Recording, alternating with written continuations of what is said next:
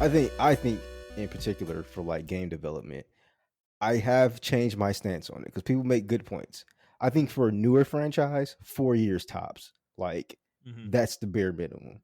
And I think for like if it's like an indie game or something like 1 man team, yeah, take however long you need because that's like an indie game or whatever. So I'm Yeah. not really counting that. When I say like the development cycle, I'm talking about for AAA studios and like they have hundreds or maybe even thousands of people working on a single video game. I believe that it should not take no longer than 2 years to make a video game. I know that's a super hot take. I know we just came off the cusp of fucking Bioware magic and Yeah. and crunch and everything. But I honestly think that because a lot of these games that are coming out that have taken 7 years, I can mention 3 games off the back of my hand that took 7 years: Cyberpunk, Anthem, and fuck, I can't mention the third game. I But mean, yeah, didn't Final Fantasy 16 took a long time too. yeah, that took a long time too as well. But even like Final Fantasy 15 or something like that too, right? Yeah. Like a Right. lot of these games took 7 years to make, 7 plus years to make. They're not even good. They're not even good. And as much as I love Final Fantasy 16, that's an 8 at best, you know? Yeah. So It if it took more than 4 years to make, uh, yeah. yeah. So you Oof. see my dilemma, right? So it's like I don't want a yearly game like Madden or Call of Duty, but I don't want a Yeah. 7 year game to come out and it be Kingdom Hearts 3. Yeah. Like you, Well, you know, yeah, I know what you mean. I think 2 years is too short, probably in the modern day. I think 3 years is the number, and mhm, I'm probably gonna point at respawn as the reason why, like as a good example why. I know you didn't okay. like Jedi Survivor, and I haven't played it yet, but for all intents and purposes, it sounds like it's a solid game. It's not I, necessarily I have amazing, I have but my it's a solid game. Like for me, yeah, for the average person, yes, it's a really solid game. For me, it's like an average game, but that doesn't take away from its accomplishments. If you see what I'm saying. So yeah, I agree yeah. with you. Yeah, and it's I think it sounds like a game that didn't let its scope get out of control, and I think that's a lot of the issues we have with modern game development right now is bloat. We talk about this with like every fucking game we play. Like Final Fantasy 16 has it, God of War fucking had it, Horizon Forbidden West fucking had it, and even The Last of Us fucking Part 2, dude, like Yeah, had bloat, And it's like I think the wrong lessons are being learned by the industry at large, and it's making games take forever to make, where they're making the games bigger and bigger and bigger and bigger and bigger, and we're lucky if we get one entry of a game every half decade at this point. It's like yeah, Spider-Man. By the time Spider-Man 2 comes out, it'll have been 5 years since the first Spider-Man came out. Horizon Forbidden West took 5 years to be developed and release. The Last of Us Part 2 took, like, I think similarly 5 years, 6 years. To make Ghost of Tsushima was like 7 years. It's yeah. like these games are they have humongous development cycles, and I think companies need to realize that, like, because some people in the industry have talked about this, like Sean Layden, back when he was still with Sony, mentioned this before he left, was like we have to do something with AAA games, or you guys aren't going to get them at a certain point. Like, it's going to take 7-8 years for you to get a AAA game, because that's how much money and time is needed to make them the way they're being made today. And I think the reason for that, though, is the amount of content they're trying to shove into these games is just too much. It's too much. They're trying to put too much in these games, and I can never And understand why, because it doesn't make most of them better. yeah, and I totally agree with you. And I mean, I saw other people saying like, well, it's the gamer's fault, and I'm on the fence. I think it's both the gamer's expectation and um the developer's expectation and what the gamers want. And maybe they're trying to meet like, executive, decisions as well. Because they want bigger games. They think bigger is better in a certain sense. But I just don't necessarily think that.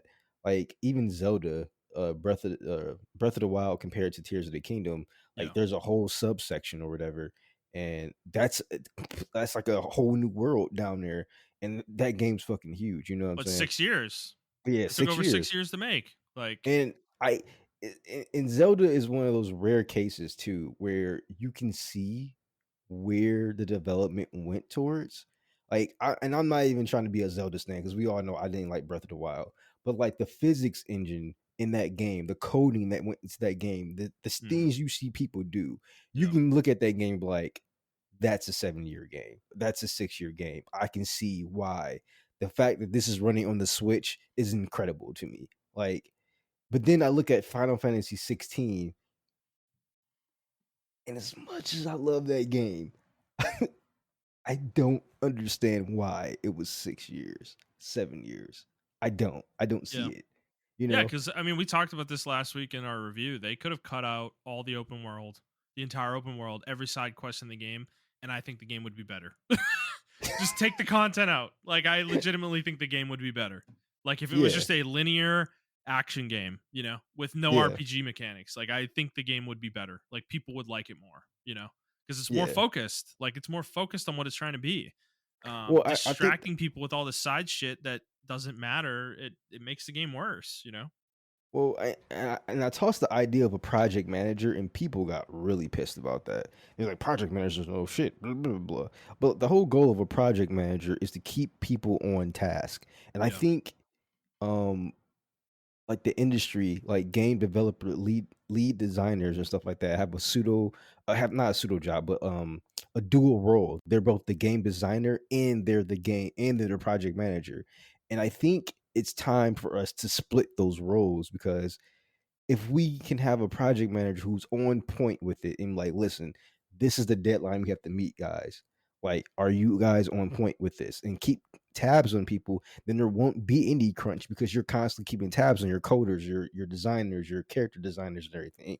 You're Yeah. constantly if you're constantly meeting deadlines at the end of the week, or even if you miss one deadline, we can figure out why this happened at the end. I mean, I work with a project manager and I'm an IT person, and I need my manager because if I didn't have her, I would like we wouldn't be able to function because she puts a lot of stuff in place for us. So it's like I understand the need of that stuff because I'm always constantly doing other stuff, and my brain's always going other places. Like, oh, I need to prove on this, I need to do inventory in this. Man, if I had a really good cycle or a good system for this, I can probably develop this system real quick in Excel. Let me do that. And it's like, no, Macho, focus. You have to do this project. And that's your goal, whatever. Yeah. So it's like, I think if I think a lot of people in tech work that way. Our brains are just like we are constantly finding stuff to do, and that's why you hire somebody outside of tech. And I consider video games tech. That's why you hire somebody outside of tech to kind of reel all that in. Um, and Yeah. I unfortunately, mean, like, game companies though, I mean, like producers are and supposed to fill that role in yes, game development. yeah, and I understand games are.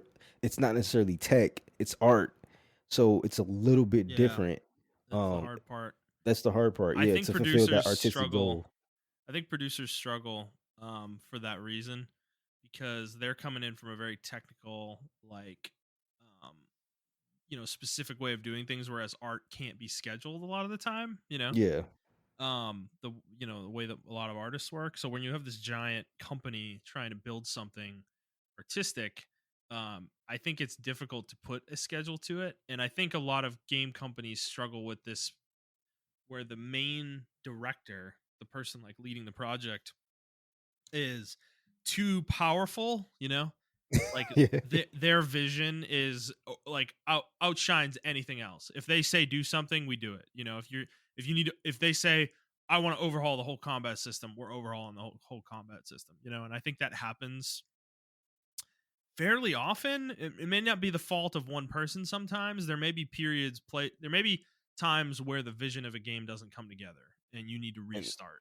You and know, that's totally and I think understandable. that's where a lot of these long dev cycles do come from, is that issue. Yeah. I mean, because I take into example like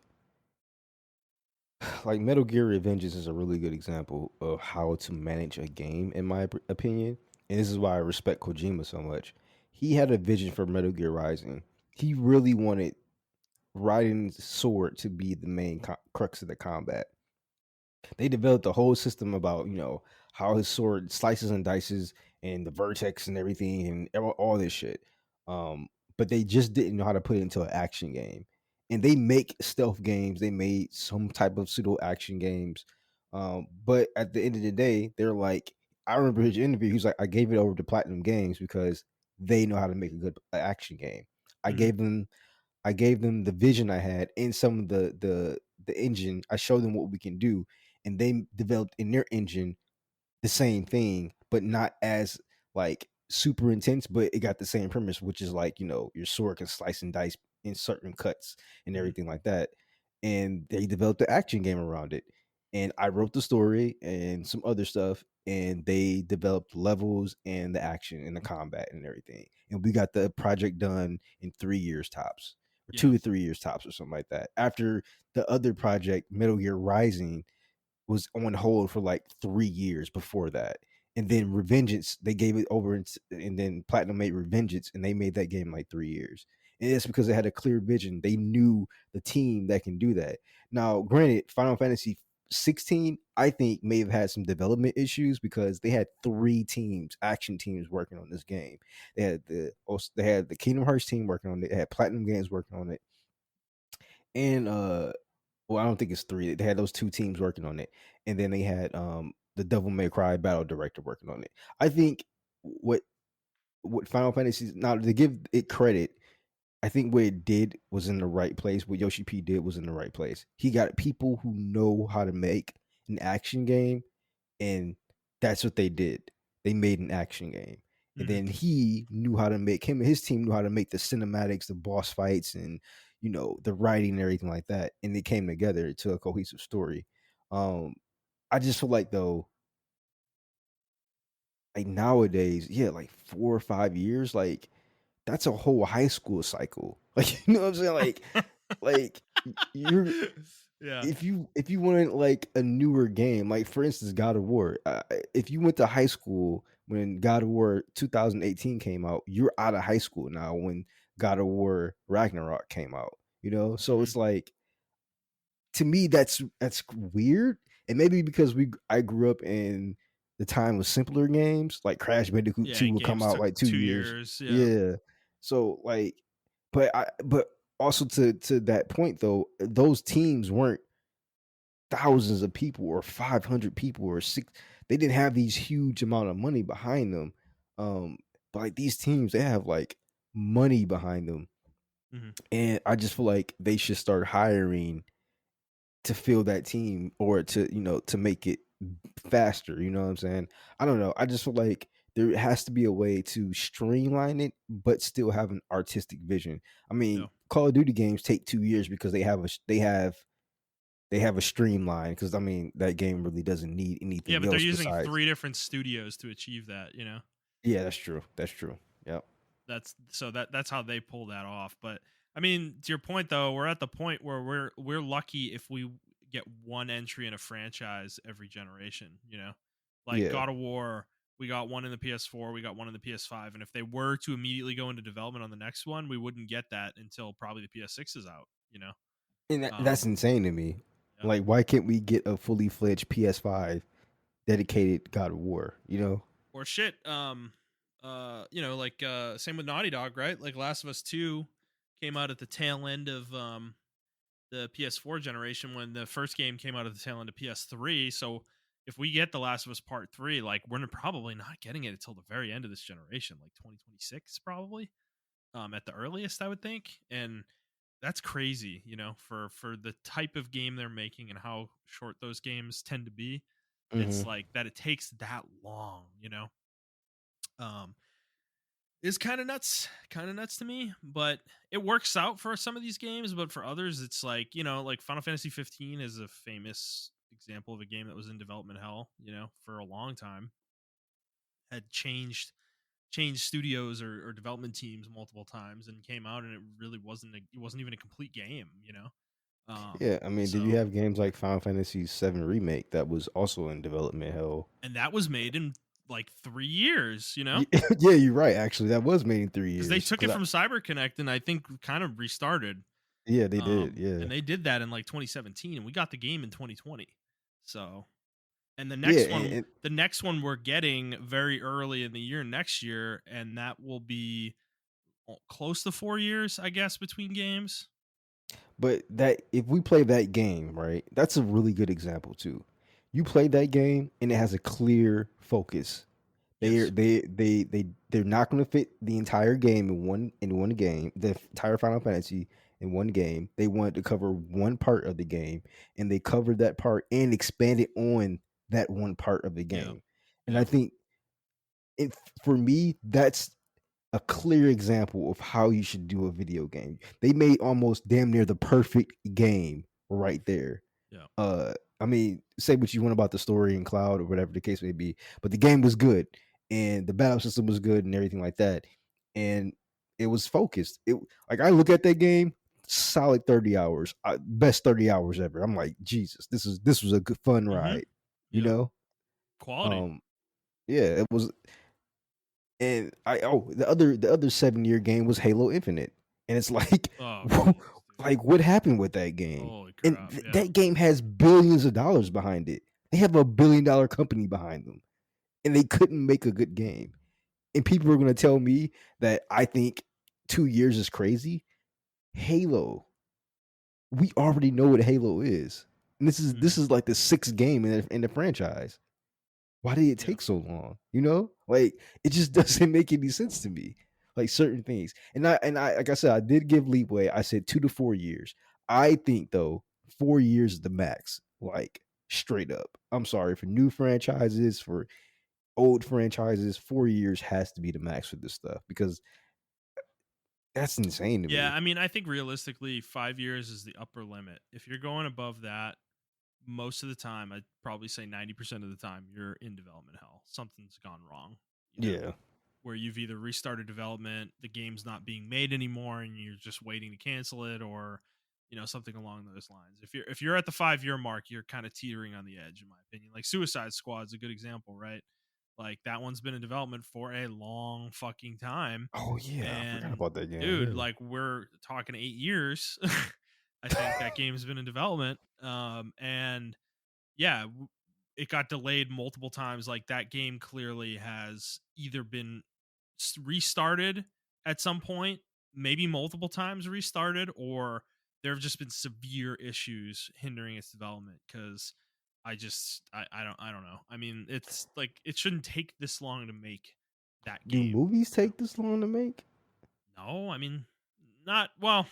I mean, James Cameron would have something to say about that, but Yeah, it's true. Avatar certainly has, but most movies, no. I mean, not really. They shouldn't. They shouldn't take more. Like a good movie that's got a good production that has no issues with scheduling, like it is able to just schedule and go straight into post production like immediately with no breaks in shooting because of like the schedule their stars or whatever. Like it Yeah, shouldn't take more than a couple of years for a movie to be made, um, generally speaking. But movies are different though, because I mean, you just the shooting often only takes a few months, and then the majority of the time of making the movie is the post production where you're putting it all together, editing it, getting all the music and sound effects and CGI all put together. So yeah, yeah. it's a little different, I guess, and also it's not interactive. So, That's true. and Yeah. the number of hours of content you're making is like way less than a game. So, Yeah, that's true. I don't know. I know it's like unrealistic and maybe it's a bit like selfish. but dude, it's Um happened in television too, though. Dude, TV shows, a season of a TV show now is taking 2 years to make. Like pretty yeah, much for every show. Like any and we show get that has any amount of production value is taking 2 years. like 6 episodes. Yeah. Yeah, dude. Like The Witcher's seasons have been broken up between with 2 year gaps. By the end of Game of Thrones, we were waiting 2 years for each. It was Game of Thrones where it really started, is what I remember, is the later seasons of Game of Thrones were taking 2 years to make and come out, and they were literally like 6 episodes. And they were bad too. And then I'm thinking about more modern though, since 2018, 2019, and then like COVID, especially since COVID, it's like 2 year cycle for a season of a Yeah. television show. And it sucks. It's making me hate TV. I mean, we're seeing it with anime too. Like fucking Attack on Titan is taking like 80 million years and 15 different parts for their final season. and like No, I think that's just milky. you They're think just they're milking that. milking? You think they're I just just milking? Like, I just bro, think it's they're milking so it, bro. absurd. It's so fucking dumb, We dude. already know how it ends. If you I read the watched the manga, beginning, dude. I watched the first part of season 4. I feel like 4 years ago now, and I don't think it's been that long, but it feels like it's been that long. And I I was watched it so during hyped. COVID. Yeah, I watched it Yeah. during COVID, and it actually, you remember? Do you remember the Texas snowstorm? That was Yeah. the last time I watched it. Okay. Okay. Yeah. Yeah, that really bad one. That like that was really bad. Yeah. Yeah, that was Yeah. the last So time I watched it's it. happening all over the place. It's not just video games. But I don't. It's making me wonder what it is. Is it companies not working their people as hard, like not crunching as much, and actually having healthy work life balance for their people? And if that's the reason, then that's totally fine. But the Yeah, but problem is the yeah, games aren't reflecting that quality. Some of the right. games that are coming out, I wouldn't say all of them. Some of the games that are taking 70 years aren't reflecting that quality. But Um, reduce your scope. That's my yes, thing. If you're gonna yeah, do that and you're not gonna crunch, great. That's awesome, right? The industry should be doing that. But I think that means though you need to be realistic as a business and as a game development team and reduce your scope so that you don't take 7 years to make your game. Like you don't need 150 hours of side content in your game. Like, no offense, no game really needs that except for maybe MMOs. Like that, that's just not and realistic. that's a live service game. So like, I guess the MMO can get away with it. Yeah. Um, but like a single player game, bro. Like, no, I agree with you. Like, I would like small, and maybe I'm saying this now because I'm older. Um, but I feel like I don't know, maybe kids probably have the same opinion because a lot of kids now grew up with just this. So this is all they know. They may have grown up with like Assassin's Creed Black Flag or whatever the case may be, right? And that was a fucking huge game or Yeah. whatever. Yeah. Um Or Witcher 3 or was Richard 3 or something like that, right? Because we're almost like 9 years removed or 8 years we're removed from 8 years Richard removed 3. from Witcher 3. Yeah, Isn't that so insane? don't Isn't get me that started. crazy? That's so fucking nuts, dude. But The Witcher 3 is like the exception to the rule though, isn't it? Cuz that's a game that has 150 hours of content in its base game. But the thing with The Witcher 3 is it's almost all quality. Like It, it's all of the same level of quality. Like the main story quest in the game weirdly is not that much better than most of the side content. You No, know? I agree with you. So a lot of people were thinking like I just want all games to do this, and I understand there are like plenty of exceptions. Red Dead Redemption 2, or The Witcher, Yeah. and maybe Dragon Age and everything of that nature. Mass Effect. Well, Yeah. actually, Mass Effect took 2 or 3 years between both games, but that was like Yeah. whole crunch situation. That was a long time Yeah, ago too. yeah.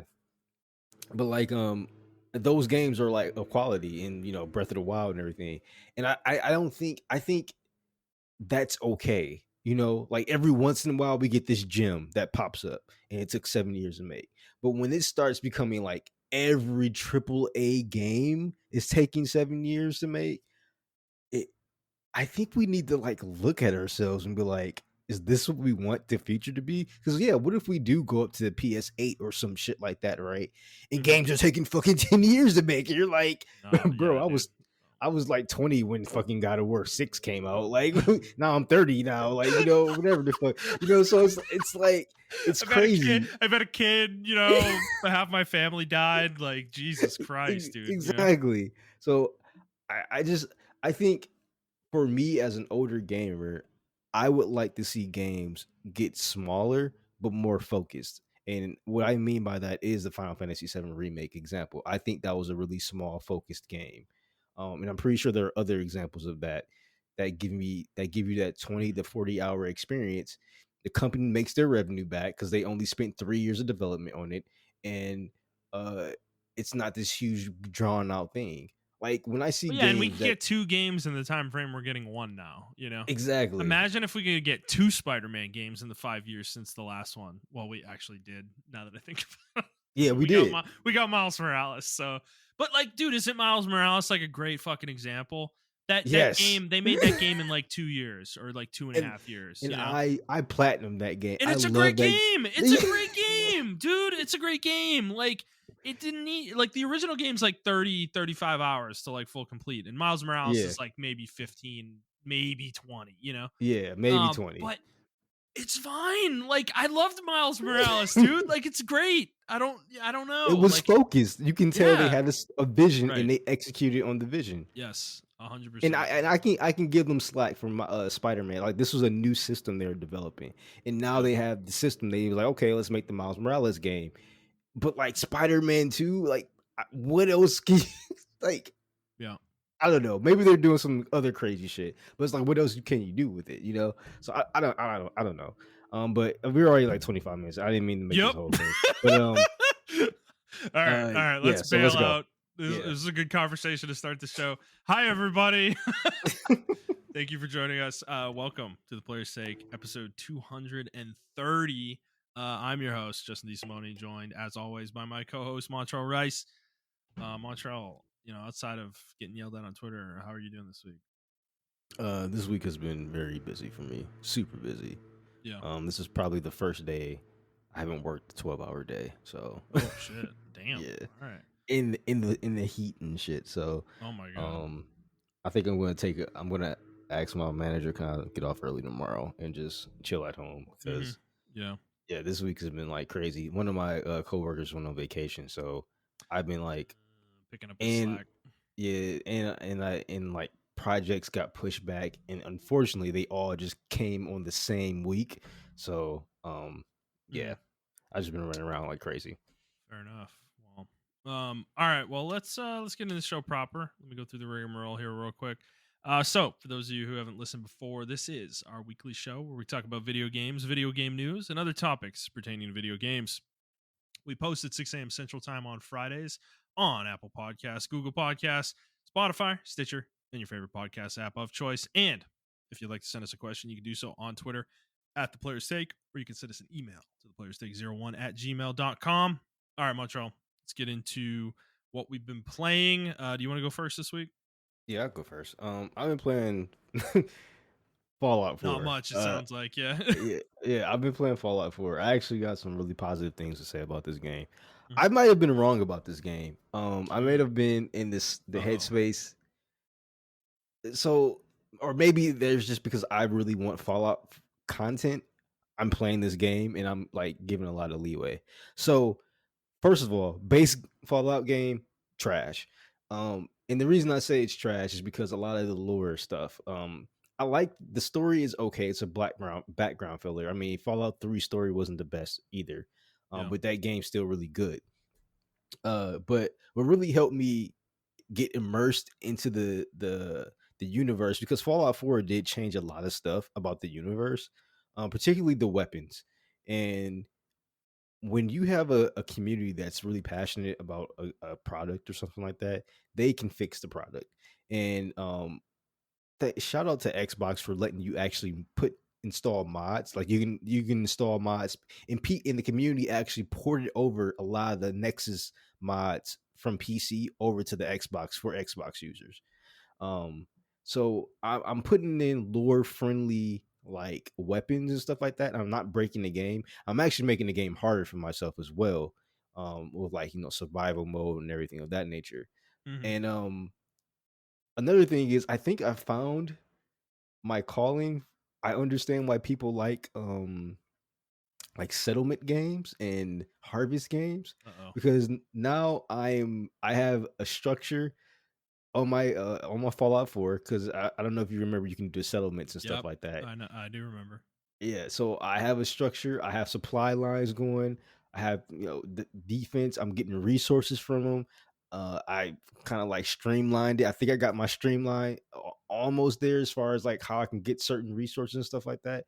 But it's been a really fun journey, and it's actually kind of opened me up to other games. Like maybe I want to play Harvestella or Atelier Rising or something like that.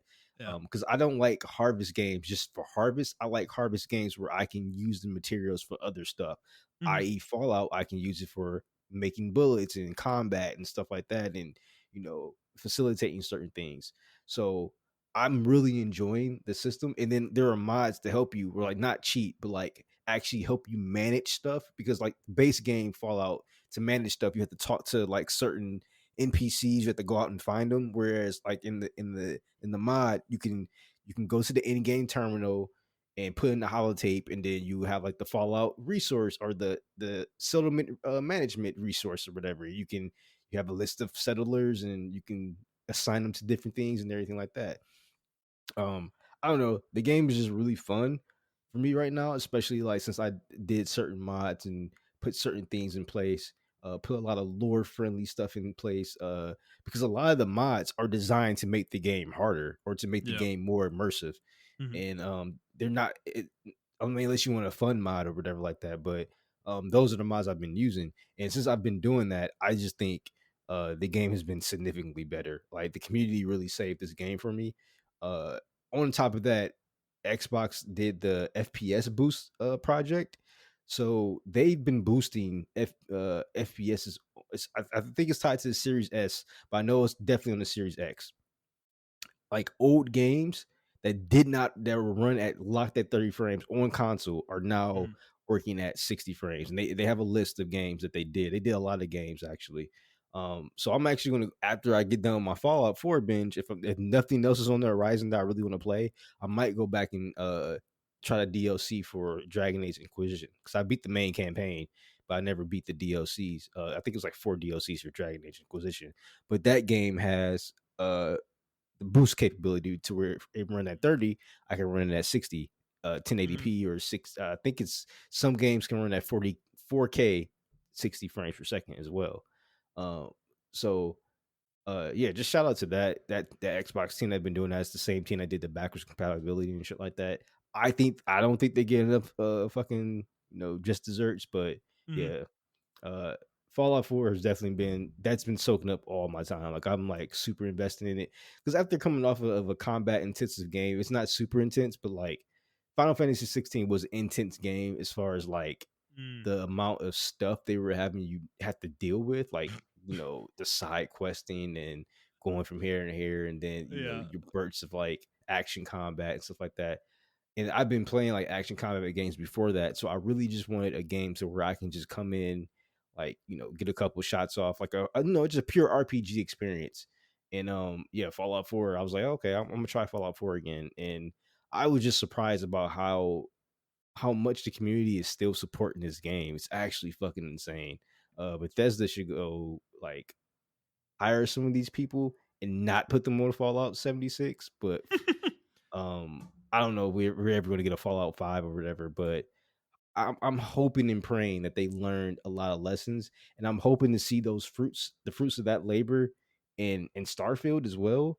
Because when I was watching Starfield, I see it looks like they learned their lesson from Fallout 4. But we'll see. I mean, we'll see. I just want a pure like Western RPG experience, and obviously Fallout 4 is not fulfilling all of that, but it's giving me like 95% of that.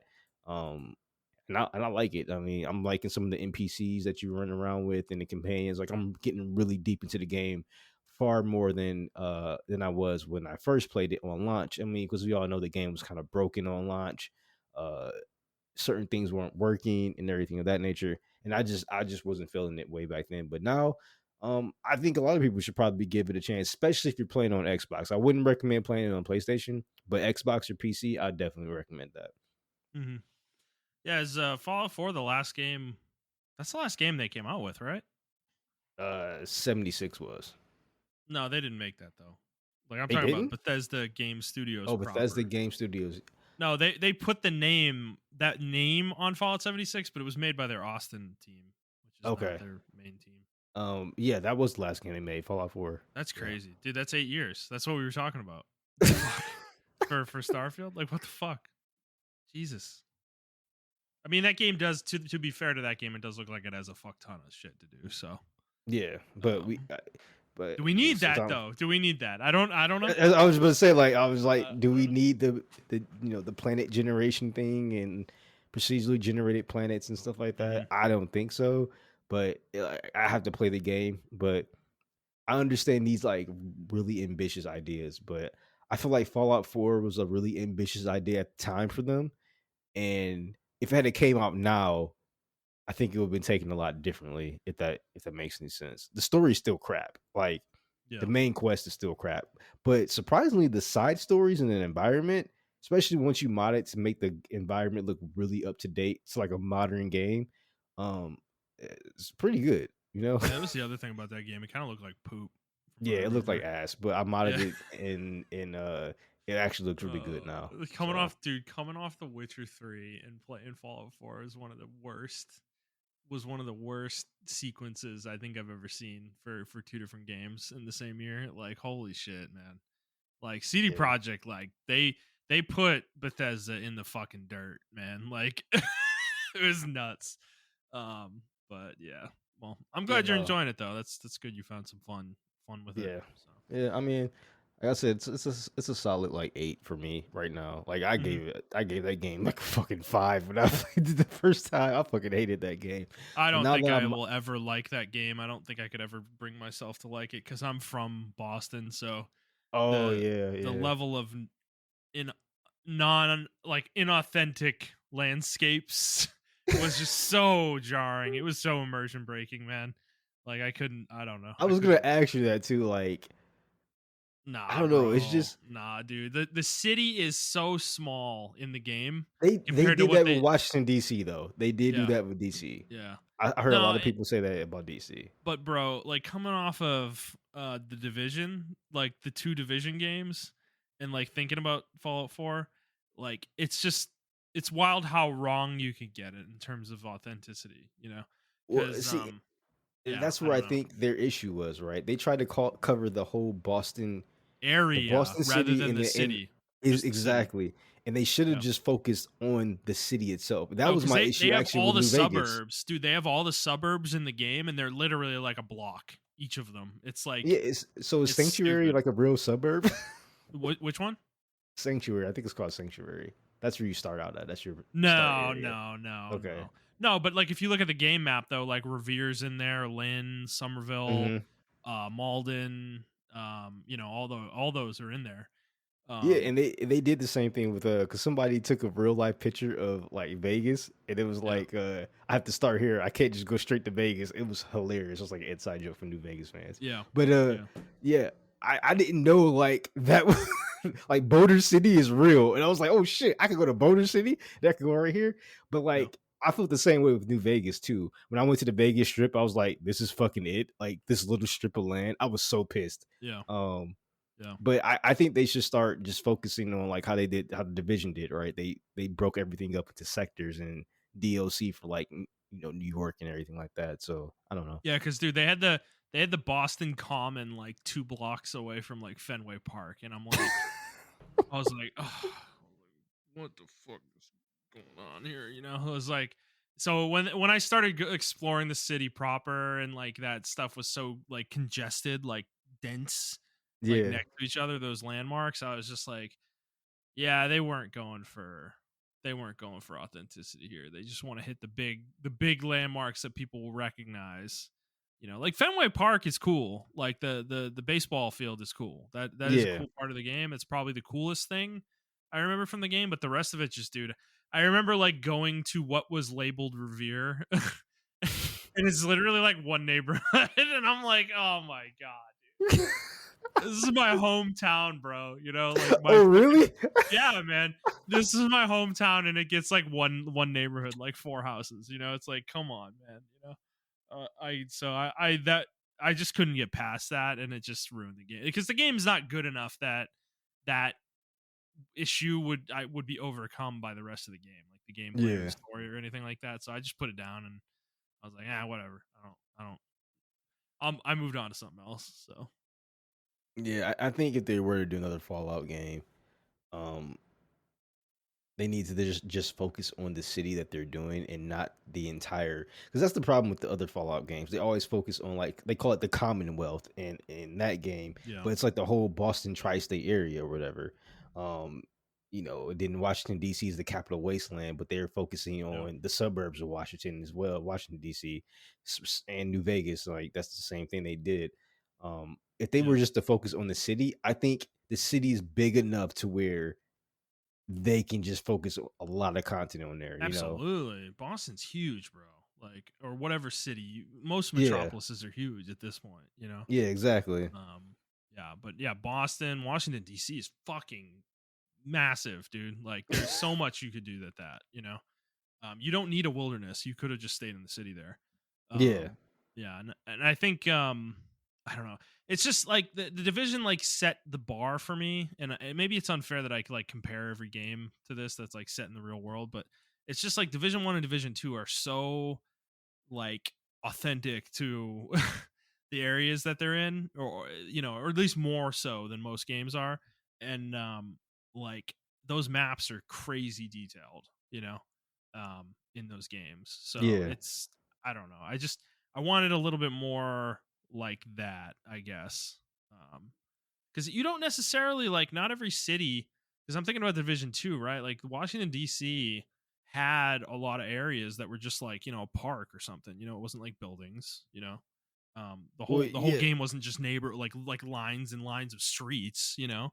Like cities are a little bit more interesting than that, most of them are. So Yeah, and they really tried. I think, to me, I think Washington D.C. in that game was a little bit more bigger, but they still hit the major landmarks. But I think Division One, the way they nailed New York, yeah. was crazy to me. Like Yeah. they turn whole bureaus into, or boroughs rather, into like blocks, but they somehow made it feel like you ran through the entire borough.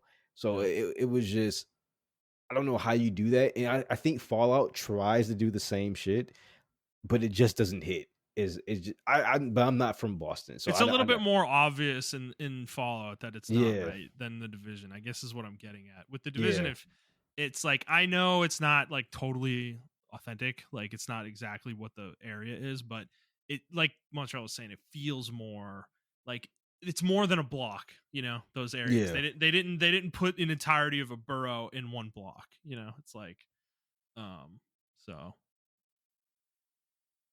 yeah. But that's pretty much all I've been playing. So okay, fair enough. Yeah, I haven't been playing a ton. I've been kind of in a I've had a weird week.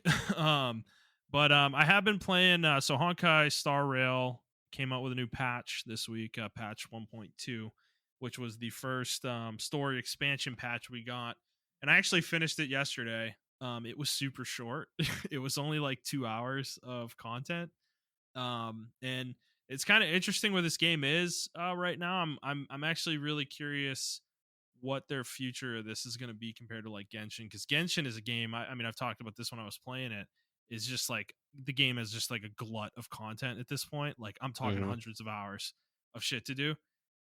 Whereas Honkai feels like the opposite. Like they're taking the opposite track with it, where it's there's actually not a whole lot to do. The game's like kind of barren right now. Especially if you've been playing since launch and you've pretty much done everything available. Like you literally just log in for 5 or 10 minutes and use your energy and do your dailies, and then you're done. You know, there's like Yeah, literally nothing else to do. Um, so I don't know. I'm kind of in a weird spot with this game. I'm actually starting to get to the point where I'm thinking about kind of putting it down for a bit, and letting some stuff build up, because the game is super simple, super simplistic in its gameplay at a certain point. And it's gotten really slow. Progression has gotten really slow to the point that I don't feel like I progress at all mhm. every day when I play. And I don't know. It's just, I'm not, it's a good game. I think it's a great game to pick up, play it for, I don't know, the 30 or 40 hours it takes to get through the story, and then probably just put it down at that point. And it's going to be a game like that where you come back every few months after a few patches and see what they've done. But it's, yeah, I don't know. That's kind of where I'm at with it at this point. It's treating it more like an actual live service game where you don't constantly play it, you know. But the other game I've been playing is I got back into Tactics Ogre Reborn over the weekend, and I made some progress in this when I got past the blockage point I was at before. Um, Okay. and I'm running into the same barriers though playing it again. I actually haven't played since Monday, this one, and it's just because it's dude, I love Tactics Ogre. I've talked about this game like a lot over the years, and I really love this game. It's one of my favorite games of all time, but I just can't I don't understand I just don't understand how like the same guy has made three different versions of this game and he just can't get it right. you know? It's like the original incarnation of the game is the hardest version of it. And it's probably my personal favorite version, but I think it wouldn't appeal to a lot of people nowadays because it is extremely difficult. And the game is ridiculously unbalanced late in the game.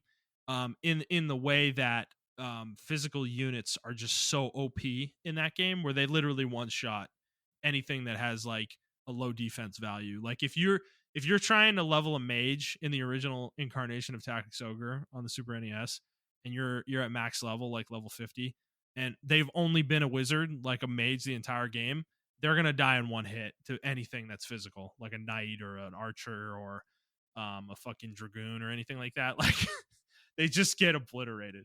So the game is like completely unbalanced, but I still like it. I still like it in the sense that it's really tactical as a result. You have to be Hmm. very, very careful with positioning in that game. And there's a lot of battles in that game that are super fucking hard. And the other thing I also like in that version, because the next two iterations of this game, both of them, the PSP one and this one, have had this system in the game called the World Tarot and also the Chariot Tarot. The Chariot Tarot is an in battle system where you can go back turns, so you can rewind time. Basically, if things have played out in such a way that you don't like, you can go back to a previous turn and start from there. Basically, and I'm like 50-50 on this system. Many RPGs, like strategy RPGs, have had this kind of thing over the years. Fire Emblem actually did it, I think, in Engage. It's fine. I don't have a problem with it necessarily because you don't have to use it if you don't want to use it. It's very easy to ignore if you want to ignore it. So, but the World Tarot is the one that I think I have started to dislike the longer I've played this iteration and the one from PSP. And just to be like honest with you guys, the PSP game I had probably put a good like 600 hours into it. Jesus oh, Christ. over many years, I will say. Okay. Multiple different periods of time where I was like obsessed with the game. But this system basically allows you to beat the game. When you beat the game, you unlock the World Tarot, and what it allows you to do, because this is a game where you make decisions at certain points in the game, and those decisions will branch the story. And you will go on completely different paths depending on the choices you make. So at the end of the game, you've gone down the path you chose, in your initial playthrough. You can go back in time and make different decisions, and in the same save file, experience the other branches of the story, basically. And while in the PSP version, I like this system, and even here, I do like it to a degree. I actually am starting to miss the original iteration of the game, though, where you could only play through one path in a single save file, meaning that you couldn't get every character, you couldn't unlock every class, you couldn't force yourself to always get the good ending. Like the choices you made resulted in a path, and you got what that path had. Whereas in this version of the game, you can get everything. You can get every character, you can get every class, you can get every item, you can do every side quest. Like it's great for people who are completionists, which is usually me, but I feel like it hurts the integrity of what this game was originally intended to be. Which is a game where you make choices and those choices have consequences. Yeah. Um, and I'm kind of starting to feel like it takes away from that a little bit because I'm sitting here playing this game and I'm like planning out my playthrough in my head, like, okay, because I'm getting close to a decision point where I have to decide whether to save a character or not save a character. And that's going to impact what ending I get. But you get a class if you don't save the character. You get like an exclusive class for the main character if you don't save the character in question.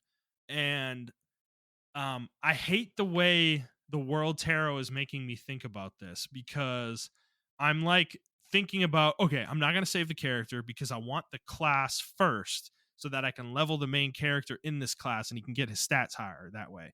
Because if I don't do it that way, I'll be higher level when I come back around and do this again and don't save the character.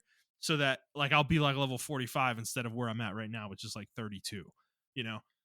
So because you gain different stats depending on your class in this game. This is one of those games. Every class has different growths.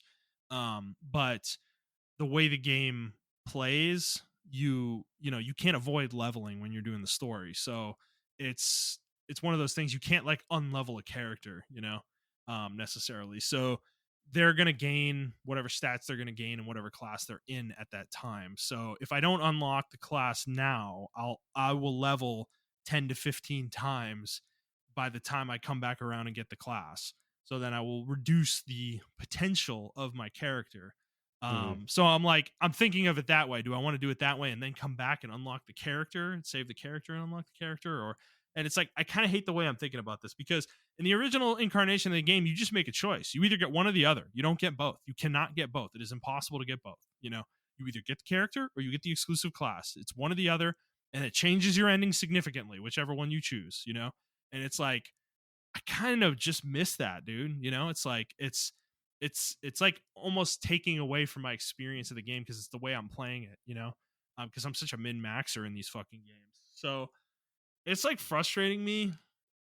And I'm like kind of struggling to get through it again. I'm like kind of hitting that wall again. Because another thing, the reason I originally hit the wall with this game was the union level cap system that they introduced for this version of the game. There was never a level cap system in either the PSP or the original SNES version of this game. And what they do is every section of the game there's a cap, there's a level that your units can get to, and it's capped. You can't get any higher than it until you pass the point in the story where it unlocks again. And I'm just like what happened was, so I finished the chapter 3 and I went to chapter 4 and the union level unlocked to 28.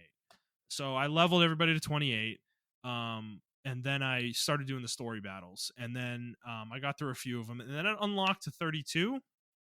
And all the side content opens up at this point in the game I'm at. Like late in the game, there's a ton of side shit to do. And unfortunately, the way they designed this is that the side content immediately goes straight to the max level that your level cap is. And in this game, that difference in level, like the 4 levels, I was at 28 and the cap was at 32. That difference in levels is massive, like to the point that you're like, you can't even damage the enemy bosses. Like they're that much stronger than you are. Because the bosses like get an additional 2 levels on top of whatever your cap is generally, in certain maps. And I went to go do a side quest that I had to do at this moment, otherwise it wouldn't stay available to me if I continued the story.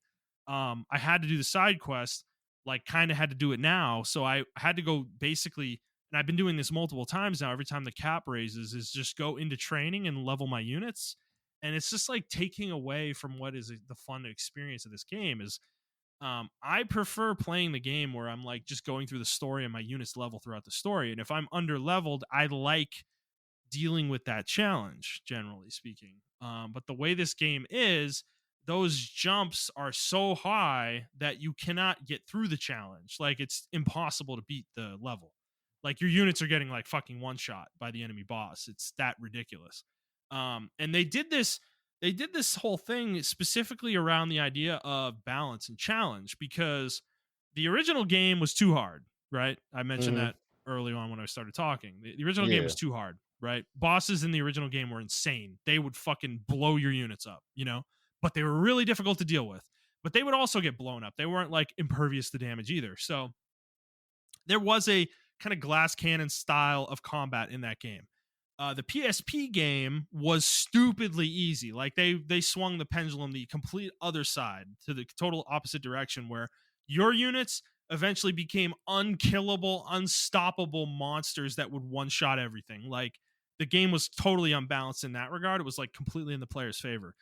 This game is now in the middle. It's probably like objectively the best balanced, where I feel like the enemy units and your units are fairly close in terms of power most of the time, but the bosses are challenging. Like they're much stronger than the normal units. But the thing is, they introduced this like card system where you pick up these buff cards, and those cards will have various effects. Like there's one that increases your physical damage. There's one that increases magic damage. There's one that increases your chance to crit. There's one that increases your chance to trigger skills. There's another one that gives you enhanced mana regen every turn or something like that. So um, bosses will start with 4 of those, which is the max number you can get on one character. They'll start with 4 of those at the beginning of the battle, and your characters start with 0. And this is to keep the challenge level high enough where the game's not too easy. But that in concert with the leveling system where you can't like you can't get past a certain cap that they impose upon you is just making it so that like there are these really awkward spikes in difficulty that happen depending on what you're doing, and I don't feel like it was well thought out.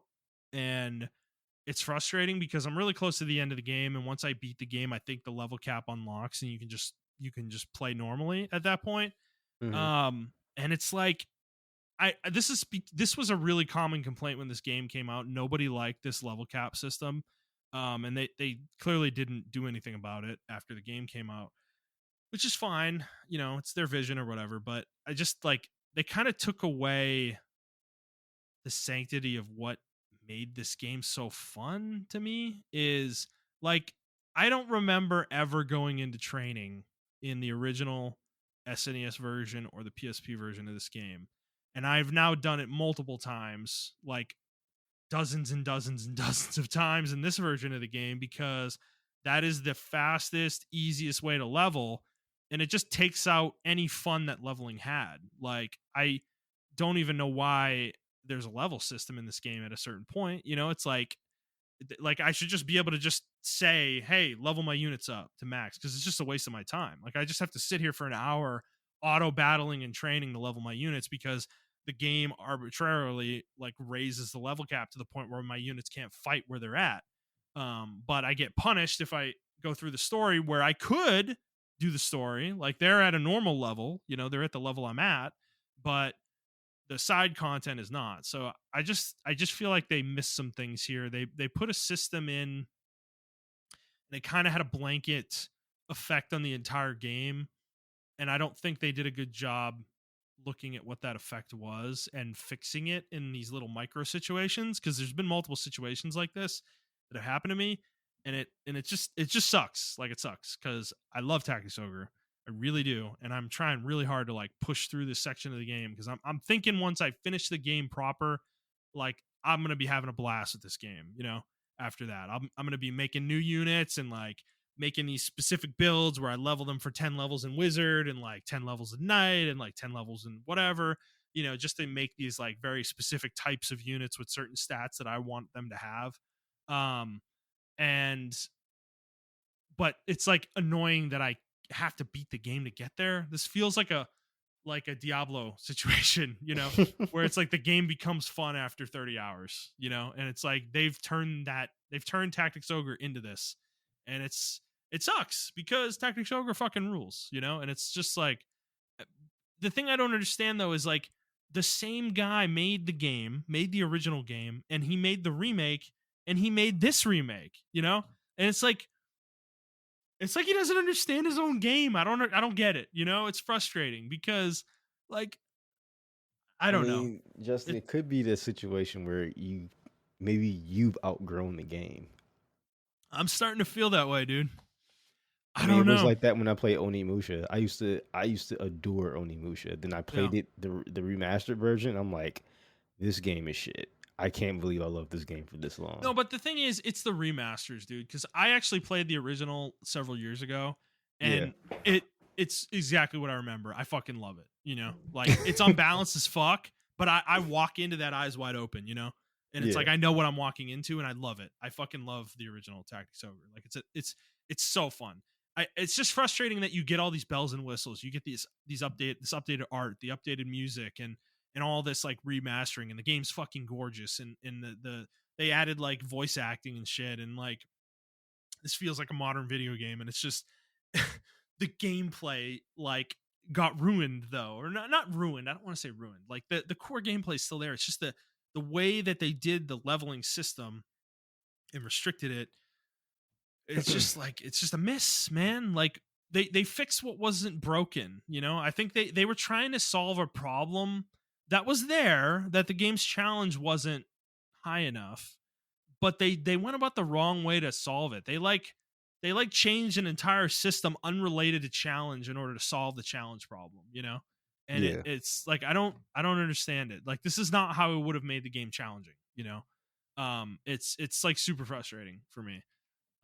So I don't know. I'm gonna keep playing it. I'm gonna push through. I'm probably gonna push through chapter 4 and just get to unlocking the world tarot, and then because at that point, from what I understand, once you beat the game, you unlock the world tarot. Level cap totally unlocks, and you are free to do whatever you want at that point, for the most part. And those last 10 levels, you can gain however you want to gain them. You can go into training and just do it immediately, or you can do it, go do content and do it naturally. But yeah, it's it's because yeah, it's certainly frustrating because the level cap in the game is 50, and it's always been 50. But the way they did this, you're gonna probably get to. I'm assuming I get to 40 by the end of the game, so that only leaves like 10 levels of real room where the game's kind of authentic. And yeah, I don't know. I mean, you might be right, Montreal. Maybe I've outgrown Tactics Ogre. Maybe it's just not as good as I ever thought it was. It's just I just think about the original though, and then I think about like Night of Lotus on the Game Boy Advance, Hmm. and I still think those are great games. The way they were. And it kind of scares me a little because there's rumors of like Final Fantasy Tactics getting a remake like this, and I don't know. I don't know if they would do it right. I'm like a little afraid. Maybe they don't think they would have to, but that game similarly has balance problems. Like Final Fantasy Tactics is not a balanced game at all. But it's a little better than Tactics Ogre was, probably. So they could probably conceivably mostly leave it alone, and I think it would be fine for most people. But I don't know because I think Final Fantasy Tactics was made by the same dude who made Tactics Ogre. So um, yeah, I don't know if they're doing a remake of that one. Would he be involved there too? Like maybe. So, but I don't know. I don't want to keep going. We've been talking about this for games we've been playing for a while, but that's just my thoughts on Tactics Ogre right now. That's mostly what I've been playing. Um, you know, I think if you're interested in Tactics Ogre, I don't even know what to recommend necessarily. I almost say like play this version of it, but if you really are interested in what the game originally was based on my descriptions of it, like go play the original, find a emulator and play it on Super NES. Cuz it's so good. Like it's such a good it's so good in comparison. Like I said, it's unbalanced as fuck, but if you play it right, it should be fine. You should be okay. So, Yeah. um yeah, but all right. Fair enough. Montreal, let's move into the news. We actually have a lot of news to cover this week, so let's get right into it. So following up on the um, Microsoft acquisition of Activision Blizzard, we've had some developments in the last week. The big one being that Sony officially signed the deal. They signed the deal to get CoD on PlayStation for the next 10 years. And Mm. yeah, I would say because this was announced by Phil Spencer himself, and he announced it in a tweet. And I mean, I would say that this is officially the end of this whole deal. Like, this probably is going to be the last time we talk about this until the deal is like official, probably. But yeah, Sony throwing in the towel here. I mean, they were the main. To be honest, I think they were the main reason this was getting held up at all. And we've already seen. There's already some news out there that the FTC is kind of backing off a little bit. It looks like, and kind of giving it up. So this one looks like it's happening, Montreal. How does that make you feel? I still don't like it, but I mean, there's nothing they can really do at this point. Just Are you let it surprised happen. Sony gave it up? Yeah, I think they realized how frivolous the fight was at this point, and they just gave up. Yeah, I mean, I I, think that decision last week going against them was kind of the. I mean, we said it then. It was kind of the nail in the coffin, right? Yeah. But this was, I think they did the smart move after that.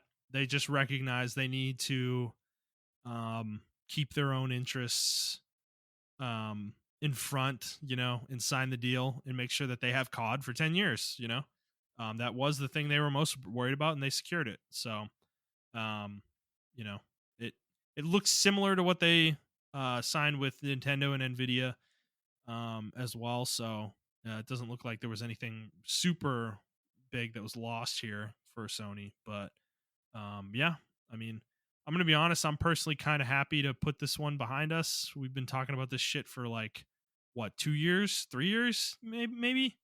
Has it been 3 years? I think it's been two. I want to say it's two. I think this will be the last acquisition of acquisitions. I don't think it's going to happen anymore. I think, if anything, I think this one was one of the ones that realized, like, holy shit, maybe this isn't a good idea to do. And I think companies wouldn't be willing to be bought anymore just off integrity alone. But then Mhm. again, I'm giving the human race too much faith. So I don't know. So um, Yeah. this was just a big. We will have to see what's going to happen. Uh, in the future. Like I think in a year, maybe 2 years. I'll give it 2 years. If nothing comes from this acquisition, then it's not going to affect anything. It's going to be business as usual. Mm. Um, but yeah, I think 10 years is enough because, in my opinion, I think Call of Duty probably not. It definitely won't be as popular as it is now 10 years from now, unless they have some kind of huge, something. But like Warzone's already dead. People are playing Apex now. Like a lot of Warzone streamers, popular streamers, are playing Apex now. So Mm. they're gonna be Yeah. disappointed just like us. But they're playing Apex now. So Yeah. Yeah. I think it's probably going to kick off Sony to do whatever they think they need to do to deal with a world without COD. Um, so if they haven't already, they're probably working on something that could, in theory, replace it for them. Um, but I don't think. I mean, we've been saying this from the jump, right? I don't think Microsoft ever intended to get this off of their platform in the short term. So I don't know. I don't think this is a today problem to really worry about at this point. So but yeah, I mean, the more interesting thing to me now is to speculate about what they're going to do with the company, with Activision Blizzard. Like, what kind of games are they going to push? Are they going to make any changes? Are they going to start moving IPs around? Things like that. Is kind of more where I'm a little bit more interested in talking about. So, but yeah, we will certainly do that when the opportunity presents itself. I think we've already done that recently, so there's not much more to discuss on this one. But I'm just thankful that we're finally kind of at the end of this saga. This has dragged on for a long, long time. All right, moving on to our next story. Another Xbox story. So Microsoft is rebranding Xbox Live Gold and Xbox Games with Gold to Xbox Game Pass Core. It is coming in September, on September 14th. It is going to fully replace Xbox Live Gold. It is going to have the same cost as Xbox Live Gold, $9.99 per month or $59.99 per year for an entire year. Differences, though, it is going to be coming with a collection of 25 games that you will have available to you immediately. mm, This will go live, though, on September 14th, like I said. So once that date comes, you will have access to these 25 games. So Among Us, Descenders, Dishonored 2, Doom Eternal, that's a good one, Fable Anniversary, Fallout 4, Fallout 76, Forza Horizon 4, Gears 5, Grounded, Halo 5 Guardians, Halo Wars 2, Hellblade, Senua's Sacrifice, Human Fall Flat, Inside, Ori and the Will of the Wisps, Psychonauts 2, State of Decay 2, and the Elder Scrolls Online Tamriel Unlimited. It's actually not a terrible list of games, to be honest with you. Um, it's just that most of them are pretty old at this yeah, point. yeah, But along with that, Games with Gold is going to end on September 1st. And players will of course be able to redeem any Xbox One games that they previously redeemed through Games with Gold. if they remain a Game Pass Core or Game Pass Ultimate member. And your current Xbox Live Gold membership will convert into Xbox Game Pass Core automatically on the 14th. So, yeah. What do you Hmm. think of this one, Montreal? Uh, that 1099 one. So is that like regular Game Pass? Mm-hmm. It's console Game Pass, yes. So yeah, for one more dollar per month, you can get full Game Pass on your console. The thing is, you're remember though, it's $60 a year for core rather than which Game Pass does not have a yearly Yeah, sub. that's what I was gonna say. Like, so do they So have a yearly option for that? I don't think so. It's Okay, 3 months. 3 months has always been the best we can get. okay. I mean, I don't think that's worth it because I don't play my Xbox that much. Um, I mean, that's cool for people who do. I think this is cool for people who are dipping their toes into it. I think this is cool for like people who can only afford one console. Hmm. Um, and maybe you can only get an Xbox Series S, and you can't afford to buy the newest games that come out. Yeah. Um, yeah, I think this is super affordable. This right here is what Sony should be scared of, in my Hmm. opinion. Yeah. Uh, as much as I love Sony's their tier what they're doing, that's primarily because I play Sony game. I play on the Sony console. Hmm. But yeah, it's still not touching this. Like it's still not touching this Yeah. at all. Well, and I think this makes sense for Xbox. Like games with gold and Xbox Live Gold are such old names, in their Yeah, brand. It was just a matter of time before they converted into something related to Game Pass, and I think it also makes sense. It makes sense for them in the sense that this kind of dips people's toe into Game Pass automatically without them having to really do anything extra, and yeah, will give people kind of their dip their toe in the water to the point that, oh well, damn, there's some cool games in here, what else is in Game Pass, and they might actually go look and see how robust of a catalog they have available to them, if they were to upgrade to the console Game Pass version. So I think it's a smart move. It makes sense. And yeah, I mean, like Sony's still got nothing on Game Pass ultimately. So um, as much as you have sung its praises a bit, it's still just a bunch of old games, you know. yeah. So, whereas Xbox is putting day and date first party games in there, um, and there's some decent stuff. I mean, Psychonauts 2 is a good game. Well, Ori and the Will of the Wisps, that's a good one. I mean, Hellblade 1. Um, what yeah. I like what they did though with Xbox, which is I'm upset that they stopped the program, probably because it wasn't gaining popularity. But that FPS boost was like for me a real game changer Mm, with certain games. So um, I wish more games would do that. I know it's probably like a coding thing where they have to go in there and change a lot of stuff or whatever. yeah. Which is probably why they only did like a couple hundred games.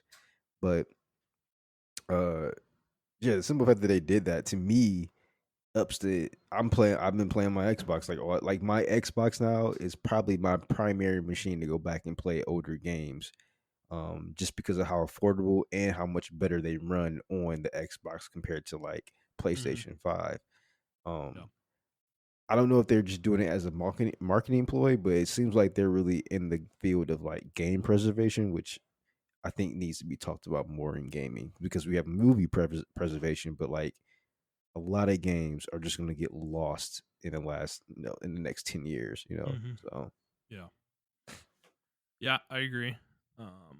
Yeah, I mean, yeah, Xbox has done more than anybody for that. Nintendo has infuriatingly not given a shit about preserving their games, and yet they don't want anyone else to do it.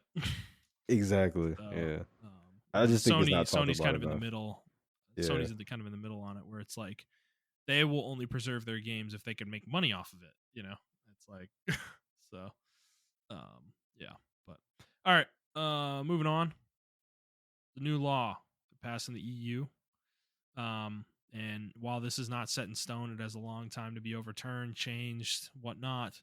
This is an interesting one that I wanted to talk about. So, the European Union has added new regulations around tech products, and this will affect things like the Nintendo Switch and Steam Deck. so handhelds in particular, um, they are requiring that these devices come with a replaceable battery. So a battery that is reasonably replaceable by a consumer with normal tools, like tools that they could get that they have readily have access to, like at a hardware store or something like that. And This is a big deal for Nintendo in particular because they've always been pretty locked down with their hardware. Like they always, like I remember the Yeah, Wii, opening up your Wii back in the day was such a fucking thing, dude. You had to buy this weird fucking tool that like I think was like only made in Japan in order to open up your Wii because it had this like weird ass screw on it. yeah. So you know, it's a big thing for Nintendo. I think a little bit more. I don't think the Switch is as locked down as that as it used to be, like as the Wii used to be. No, I think it just has like Phillips screws. It's nothing. yeah, it's nothing crazy. I Yeah. just think this is funny. First of all, like shouts out to the EU because they're doing a lot of consumer friendly stuff, like with Apple. Um, iPhone, if you have iOS 17, it's now open source over there, which is pretty Mhm. much like Android. You can download third party apps now onto there. But no, yeah, this is really cool too as well because I mean here in America, like how many times you remember the lawsuit for the fucking not the nunchucks, what they call the Switch Joy Cons. the Joy Cons, like, and they were drifting, and they were trying to blame it on us, saying like, "Yeah, stop playing. You're breaking the controller yourselves." And people were like, "I just bought this 4 days ago, and it's already drifting." Yeah. Uh, yeah. So I mean, I think this is really cool. I think America should adopt something like this, because I'm getting really tired of shit like this. In Well, general, I mean, yeah. Deanna had to buy Joy Cons for Zelda because the drift was Mm, just so fucking bad. She couldn't yeah. deal with it anymore. So. Yeah. Yeah, so the thing about this is it's not going into effect till 2027, and Oh yeah. it's not going to affect existing hardware. So the Switch is probably safe, and whatever the next Switch is will probably be out by then. But Hmm. anything after that would have to be designed this way. So it may not. It may be a while before this actually has a tangible impact on anything. And also, it'll be interesting to see if they make a different SKU for the EU specifically that fulfills this requirement, or they just design the console specifically that way for everybody. They That would probably be at this point just probably gonna do it for everybody. It's not a software thing like Apple yeah, shit, right. So There's a there is a cost associated with making a different hardware version that I don't know would be worth it for Nintendo yeah, versus just letting people change the fucking batteries, you know. yeah. Because the other thing is they don't necessarily. I don't think there's anything in the regulation about selling batteries, so you know, Oh, it they may can make not a market for matter. themselves. Yeah. Yeah, it may not matter, and yeah, they could open up a new market for themselves potentially, where they could start selling batteries to people for like $150. You know, Oh my god. they will. Yeah. Dude, remember when the new 3DS came out and it didn't come with a power brick? Wait, it didn't? Yeah. I do Yeah, not it remember didn't come that. with a power brick. They said they were like, "Yeah, you guys all have power bricks from your original 3DS." Yeah, but not everyone has an original 3DS. I know. They were such fuckers, dude. Because they were selling it separately for like $35 or some dumb shit. $35? I think it might have been 30 or That's something, still but a lot of money for a fucking power brick, bro. yes. That's insane. I didn't know that. So they'll probably do that same shit here. I mean, I know Apple's doing that shit with their new phones. Like their new phones doesn't come with a power Yeah. supply. Nope. You are totally correct. $1,400. Yep, you're correct. And they sell the power brick for like 100 plus. Yeah. So yeah. No, it's a dumb as shit. Like that should be a law. No offense. Like if you sell an electronic that requires charging, you should have to sell the charger with it. Like that fucking is so stupid. Like it should come with the charger. Sorry, let me rephrase that. Um, it like it should be a part of the product. No, I agree. Whatever. I agree. Yeah, but I don't think that's ever gonna happen. Agreed. All right. Moving on.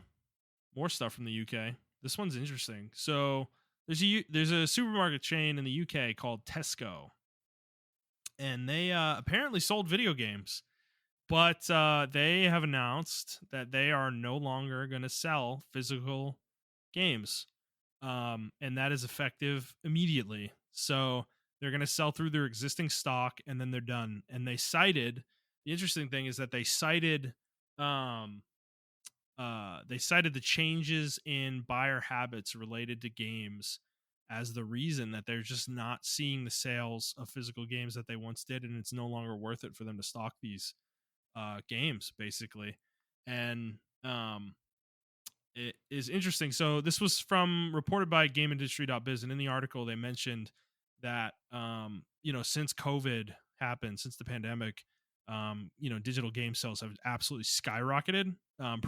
Pre-pandemic, most game sales industry wide, it was about 45% of game sales were digital, Yeah. and now it's more like 75%.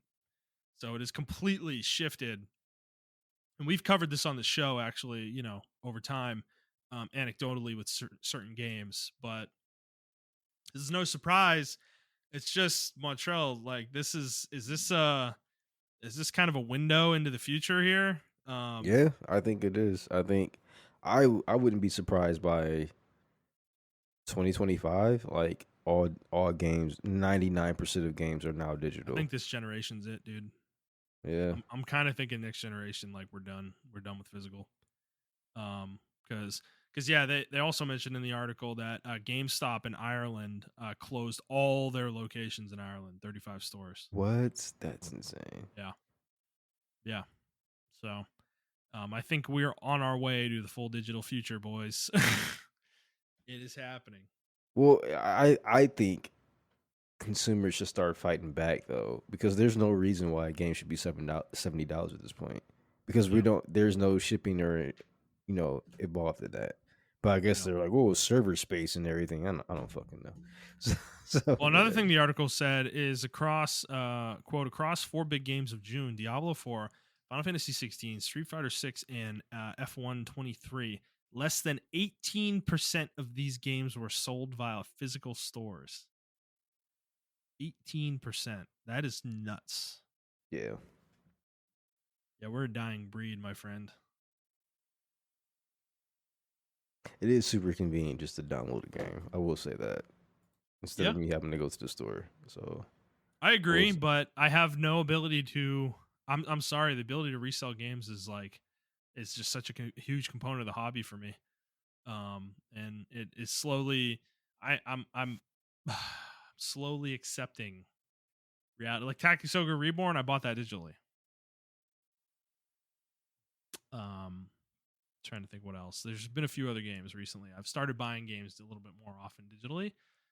Ones that I know that I would want to keep if I bought it physical, like I wouldn't want to resell. I've been starting to buy those digitally sometimes.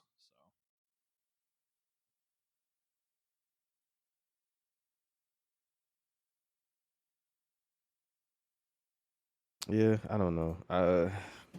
I've been buying a lot of the older games digitally, mhm. but not the newer games. I've been trying to find. I bought Final Fantasy 16 digitally because I could not find the physical copy anywhere.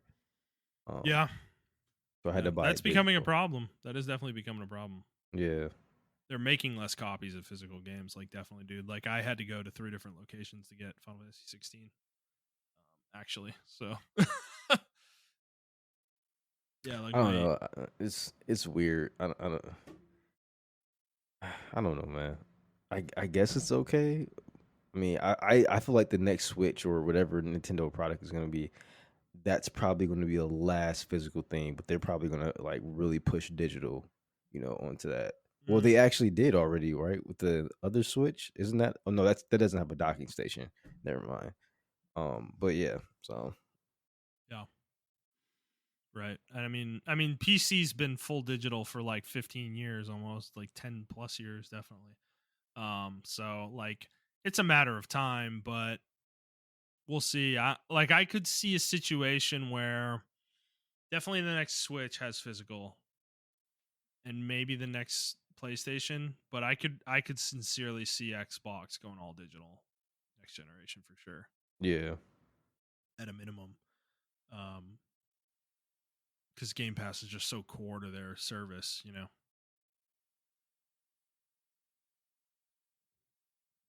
So yeah, all right, let's move on. Next story: Last of Us 2 might be getting a remaster.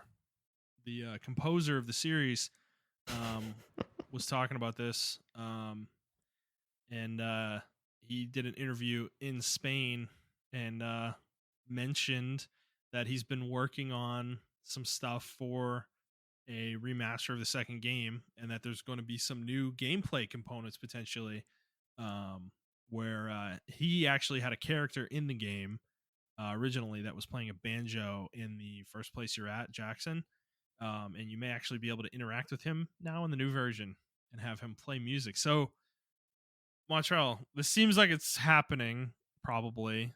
Um, your initial reaction was not super positive. How are you feeling about this right now? I I still don't think if it's like like a PS5 version of the game, like okay, Yeah. I guess that's cool, but it should definitely be free for people who already have the game. Hmm. But if it's like a full blown remaster, I gotta pay for it, like $70, this is ridiculous. I don't think can we just make new games? Like we're wasting resources on a remaster. You know, like Yeah. can we just make No, a new I game? mean, so I definitely agree with you to a degree, right? Like my initial reaction to this was, I mean, I told you was I think this is just a PS5 port of the game. I don't think they're going to be doing any major overhaul necessarily or anything like that, but it does sound like they're adding some shit and sounds kind of like silly stuff too. It's like not even like content that they're making necessarily. It's just fucking dumb little interactions maybe you can do. So we'll see what it comes out with. But yeah, dude, if it comes out with a $70 price tag though, like, I think it bro, is. I think I it is. I mean, they already aren't they remaking Horizon Zero Dawn? supposedly Yeah, like, dude. I mean, I just you know what? this is Good Sony, for them. man. This is Sony. I would like a PS5 port version of Horizon Zero Dawn. I think that would be cool. But like a remake, I guess because like it was bad. The game was pretty bad to me. Like the I mean, story was phenomenal. it wasn't The bad. the I gameplay mean, was kind of stale the to me. gameplay. Yeah, but dude, okay, this is my thing though. Like they remastered The Last of Us 1 and they didn't do anything with the combat in the That game. was a remake. That was a they call that a remake, right? That was a Yeah. remake. Yeah. That was a remaster to me. That they charged for $70. Yeah. I mean, you played it. I mean, does it feel different No. from the old one? I mean, yes, it definitely feels more fluid and like smoother, but Okay. they didn't enhance the gameplay in the sense it's like it doesn't play like The Last of Us Part 2, which is what we originally wanted, you know. Um it's the same game, like it has the same mechanics and everything, you know. So, yeah, I don't know. I don't know how to feel about this. I really don't. Like this is one of the ones where I'm like, if I sit here and talk about it, I'll be quiet. But then I can talk about it for hours as well because I just don't know how to feel about it. Like I really want the game to not be remastered. I'd rather just have a Last of Us, the last part or whatever. You know, I Okay, don't want another remake. You know, let's say it came out, they did charge 70 for it, but if you own the game on PS4, it's like a $10 upgrade. I can do that. That would be okay. Okay, because I think that's more realistic about what's probably going to happen with this one. I think they Now, did that with Ghost of Tsushima. they I did do want to that say with they, Ghost of Tsushima, but they yeah. added content to Ghost of Tsushima Okay. because I think that came with a DLC, didn't it? Yeah. So yeah, that I think I don't know. We'll see how they handle it. Because yeah, if they do an upgrade path, sure, okay, $10 upgrade, okay, maybe I'm on board for that. But at the same time, I do think the goalposts are moving though, because remember a few years ago, like when the PS5 originally came out, we were all like, they were giving free upgrades for people who bought the PS4 version, and then eventually they stopped doing it, and we're at the point where we're more okay with that, um, Yes. And And I I don't. think that's Yeah, because Xbox said that they were doing that. They were doing the free thing. But PlayStation was like, we're in the lead. We don't need to do that. You see what I'm yeah, saying? yeah. So, I Right. mean, see, and that's from. I mean, I know Xbox is behind and everything like that, and they're just doing this because they're behind. Mhm. But to be honest, Xbox right now is the better choice for the consumer if you're just trying to get a game console to game one. Yeah. In my opinion, more consumer friendly. But PlayStation does have better games. So it's a conundrum. And then Last of Us Part Two, to me, is genuinely a good game. I mean, I know a lot of people I know, but disagree with it's that. a 3-year-old game though, dude. You can get it for like It's only what 3 20? years old. I thought it was like 5. Nope, It's only came out in 3. That's 20. even worse. Came out in 2020. Yeah, Damn. it was one of the last PS4 releases. Remember, Yeah, it came dude. out like a month before Ghost of Tsushima. That's true. Yeah, that was Yeah, like dude. peak pandemic, dude. Yeah, you're right. Yeah. Yeah, I don't think this deserves a remaster. I think a port would be fine, legitimately, but like a remaster, no. Yeah, but I think if you're gonna do a port, right, you're upgrading the frame rate and probably some graphics. So yeah, I mean, it's technically still a remaster, Yeah, but I don't know. We'll see what it comes out at.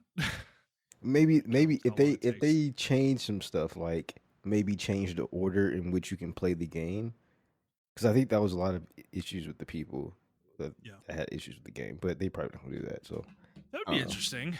I guess. Yeah, that would definitely be interesting. But yeah, yeah, I don't know. We'll see. We'll definitely see when it is announced and what the release date is. I mean, to your point though, I am getting kind of annoyed that Naughty Dog keeps getting fucking sidetracked. Like, make a fucking game, guys. Like, it has been 3 years since The Last of Us Part Two came out. Like, what the fuck are you working on? bro, where's Where's the last? Factions? Yeah, factions. Where Where's the fuck is factions at? Factions? Like, you're too busy remastering your fucking games to make Factions. Like, make Factions. I actually, this is what I think. You want my conspiracy theory? I think they are working on factions, but they ran out of money and they needed another game to kind of uptake They that didn't money. run out of money. They're owned by Sony, man. I mean, like not run out of money, They but you got gotta plenty of justify your money. cost. You gotta justify your cost. No, I don't think so. I think Sony's fucking with us, dude. It's just super annoying. But all right, let's move on. Let's talk about something good. Armored Core 6 had a story trailer released. Montrell, what did you think about it? You know what? I actually watched a little bit of it, but I was at work, so I couldn't watch all of it. Oh, you didn't even watch it? Oh my god. Oh It was man. pretty good though, from what I Yeah. saw. I didn't hear it though. I was watching it, but I couldn't hear it because I was at work. But I watched the Okay. cinematics. So yeah, it was a story trailer, and it was showing retrospectively a mission, it looked like, of a squad of cores, Yeah. and they basically get their asses obliterated, but one of them doesn't and completes the mission and pretty much sacrifices himself almost to get it done. But at the end of it, they're in a almost like a fucking body bag, basically being barely kept alive, and they are spoken to, and they're basically, it sounded like they were asked if they wanted to be kept alive, like moved into an armored core, meant like their brain. um Oh, that's and dope. I don't know about Armored Core's lore, but there was some comments that mentioned that this was a concept that's been in the series before. Yeah. It was a concept where it's almost, this is where like the similarities between Damien X Machina Yeah, um become into place, because in that game, Damien X Machina, your pilot actually gets augmented. Like you can start having yeah, metal legs and stuff like that. And I believe, I want to say, in the stories for the other games, your pilot does become augmented to where they're like almost into the mech themselves. yeah, Um, because I thought what was happening was your pilot was the main pilot in the in one of the older Armored Core games, and then that pilot died, and then you are taking over his, like, you're mm, essentially, your player character died from the last game, and then your yeah, player character is kind of picking up the the thing. I thought that would have been a cool concept, but this is actually even cooler. So, Well, it's no. It sounds like they're almost trying to explain the respawn system, mm, where like you respawn and you get a new mech, and it's like, well, since you're not a human, you don't actually have a body anymore. It kind of makes sense. You can just get transferred to the new one, you know. Um, But yeah, no, it was a really cool trailer though. The combat they showed was like fucking sick, dude. Like it's not in game or anything; it's a cinematic, but yeah, it's a great cinematic trailer. yeah. Has I'm some seeing a lot of people cool complain moments. about this. I mean, not the game, well, not the cinematic, but just the game in general. So I kind of went dark on Armored Core because every time either it's like two toxicities of different communities Yeah. combining. So the first one is like everyone keeps mentioning when's the new Elden Ring DLC coming out, blah blah blah blah blah blah. Oh my god. So Yeah. they keep talking about that, and you know they're saying like no one's gonna buy this game. We want an Elden Ring or a Dark Souls game. We don't want this and everything like that. So then there's that side, and then the other side is people don't the Armored Core like hardcore players, like even like people like myself, but like I'm not in this crowd. They hate the new gameplay that they showed. They don't like it at all. They think they want old four answer Yeah. mission structure Armored Core, but like up to date. And I don't want that because I think it's a terrible. I think mech games do that. I mean, I talked about it when I was playing Daemon X Machina. I think that's the mech games do this shit where have you played games like Ace Pilot, right? Or Ace Combat or anything like that? No. Okay. Well, all of them kind of all these military like games, especially like with like with airplanes and stuff like that, or like you're a pilot or something of that nature. They start you off with these really, really boring ass shoot these little minion type robots Yeah. or units away. And you Yeah. do that for like the first, like literally 15 hours of the game. It's so fucking stupid. And then you may fight one mech or Ace Combat's instance, you may fight one enemy pilot that's not necessarily on your level, but you're just so relieved to fight a pilot instead of shooting tanks and stuff like that and Yeah. doing bombing runs that you're like, I'll take whatever I can get. And then once you get later on in the game, then you start fighting like similar skilled AI characters towards you or whatever. You know, they're fighting, they have similar weapons and similar vehicles. So you're fighting, you're doing dog fights and stuff like that. Same with like mech games. They follow that same structure. And I actually fucking hate it. And it looks like they're getting away from that structure. To me, that's what made mech games unplayable to a lot of people. And when people say they couldn't play mech games, I can totally understand because it's stupid. Like I don't like that thing. Like the Hmm. only mech game to me that didn't do that was Custom Robo. Out the gate, you're fighting other robots. Yeah. Whether they be easy or not, like you're just fighting other robots. And I like that. So yeah. Hmm. Yeah. And so I mean, I think it's kind of a cool idea though. You may end up playing a not a human in the game. That would be interesting. Certainly. Yeah, I think that would be cool. I You'd know get people to are gonna kill be some. pissed about it though. But like Yeah. I think that would be cool. Yeah, but it I don't know. It'll be I interesting to get see how it plays out. Like, do you I kind of think get people your are going to own? be upset about Yeah, it being another bonfire system. yeah, I think Armored Core fans are really going to be upset about that. yeah, yeah. We'll see. I mean, the game. I don't know. I still think the game looks excellent. So It does. It's definitely a departure from old Armored Core for sure. So I think what they're doing is trying to blend both of them, which I think is a okay strategy because obviously the Dark Souls, the Soulsborne system has worked. And you want to make money with this game as well. So you will right, also incorporate that type of yeah, stuff into this game, if that makes any sense. right. Learn from what you've gotten. Like, what's brought you success. I mean, I think I understand. I understand where like some of the old core armor Yeah. core folks are coming from. Right. Like we talked about this with Monster Hunter. Right. But there's certain things that I just don't think you should hold on to necessarily. You know, it's like the gameplay can't suck.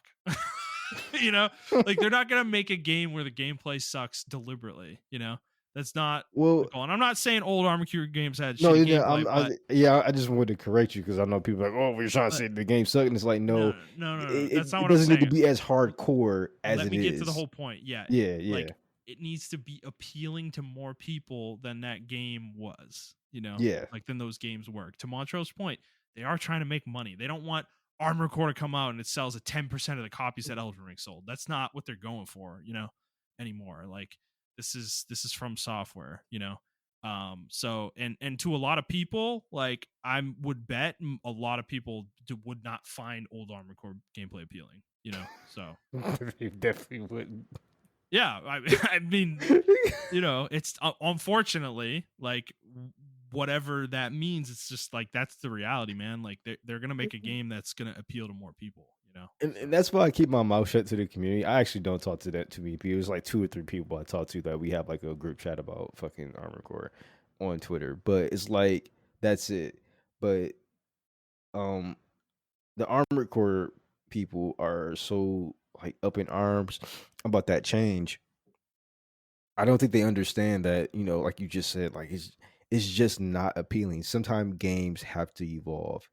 Um yeah, yeah. And Monster like Hunter was another example, right? Like old yes. school Monster Hunter. As much as me and Montreal like do enjoy it, we played it for years. Like I get, I though at the same time totally understand why people We like even said it couldn't needed to play it. evolve. By the end, Absolutely. Absolutely, dude. Like, I think of all the complaining about Rise we've ever done, we have never complained about the gameplay. The gameplay in yes, Rise is exactly. fucking excellent, and it's a Yeah. great evolution of the franchise, and I'm Yes. happy to see it. You know, Yeah. so Yeah, when people think I complain about Rise, they think that I'm talking about the gameplay. It's not the gameplay. That's the best. That's the strongest part of Rise. absolutely, But like I am all for welcoming evolution in like a video game. As long as you keep the it's not the culture, but like the integrity of what made that game intact, you know. I don't think yeah. there's nothing wrong with the evolution. And I think World rather is a really good example of how you can bring the franchise up to snuff because it was really easy for like me and you to get into, like it was easy for us, but like a lot of other players, like they don't understand what a paintball is because a paintball really doesn't exist in World, I think it exists in Rise, but like it didn't exist in World, right? Because you had to get the little butterflies or the little light fireflies, and then they had the scout flies, and then you had Mhm. to collect it, and then once you do that enough, you get enough research, then you can just see the monster on the map. Um, Yeah. and yeah, people you wouldn't, but like we would tell y'all though, in older Monster Hunter games, like you would have to paint the monster every single time unless you just knew where they were going to fly to. Yeah. It's and God forbid it's a fucking Rathlos, and he sometimes he just flies in there random places, so you have to track it.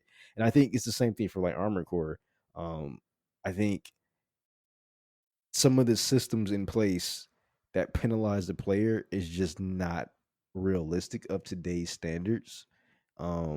And then some of the way you play, like to be really efficient in Armor Core, you had to play the controller backwards. And I don't think people will be that dedicated. That's insane. Oh my Yeah. god. Bro, that's like the claw thing with Yeah, yeah. Monster Hunter, isn't it? Oh my god. Yep. Yeah, okay. Like, let's just be clear. Any game that requires you to do that to be optimal, that kind of shit, like because the claw, from what I remember, would literally hurt people's hands. Like doing it for long stretches of time, like that's bad. Okay, that is not good. Yeah. Games should not do that to people.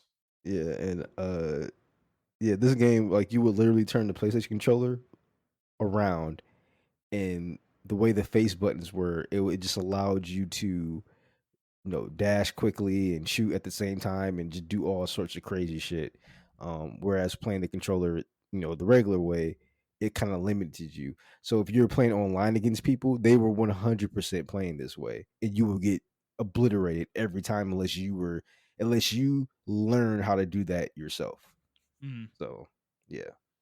I think they're trying to eliminate that. I think they're aware of of their game, and I think because I what's funny about From Software, I think they're very aware of like the stuff that happens in their communities. They just Yeah. don't talk about it.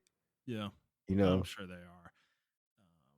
I think Elden Ring was like an answer to a lot of stuff that people had with like Dark Souls Mm, and Bloodborne. You know, yeah. and I think Sekiro was the answer that people were like, I want a little bit more action in my game, in my Soulsborne games.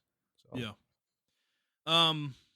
Yeah. One other thing too, in some of these comments, I'm seeing people speculating that there's a guy in the trailer that is called Walter. That's hmm kind of referenced multiple times, and they're saying this might be a joke. They might just be projecting what would be maybe cool to them, but the idea that Walter might be the like leader of the Merc group that gets destroyed in the trailer, hmm and he's trying to cheap out on hiring new Mercs. Which is why you might be trying to, AI-tize the character that survived. Probably. Hey, man. That would be interesting, wouldn't it? Because typically you're kind of like running a little bit of an operation in Armored Core. Typically, is that right? Yeah, because you're a part of like a mercenary team. So, Yeah. um, Okay. So maybe in this game you play as one of the mercs and you're not like fully in charge though. yeah, you're never fully in charge. Okay. Okay. Well, that'd be You know, interesting. you're just part of like a team. I think in one game they did have you do that, but I can't remember. I can't necessarily because I didn't play all the Armored Cores, but I think that was a thing in one of the games. Ooh, I saw another comment that said maybe one day we'll get a front mission / Armored Core crossover. That would be cool. Oh God, yeah. Square Enix, bring that game out of cold storage. I know you're making the remakes of the original games, but It's bro, already out, man. It's already bro, out. like, no, you know what I need though, actually with sorry, with Front Mission is because there's 5 games in the main franchise. However, we did not get the 5th game here in the U.S. And I need it. Because Front Mission 4 is an amazing game, like incredible tactics game, bro. Like I fucking, oh my god, I fucking love that game.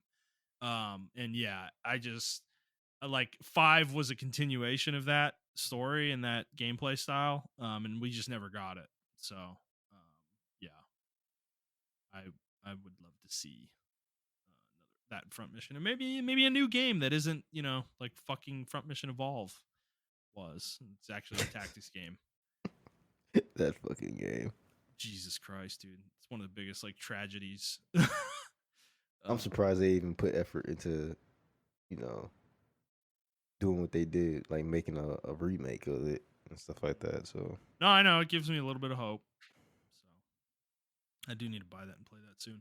All right, Montrell, let's move on to our final segment here, which is guess the meta score. So we haven't done this in a little bit, a couple months.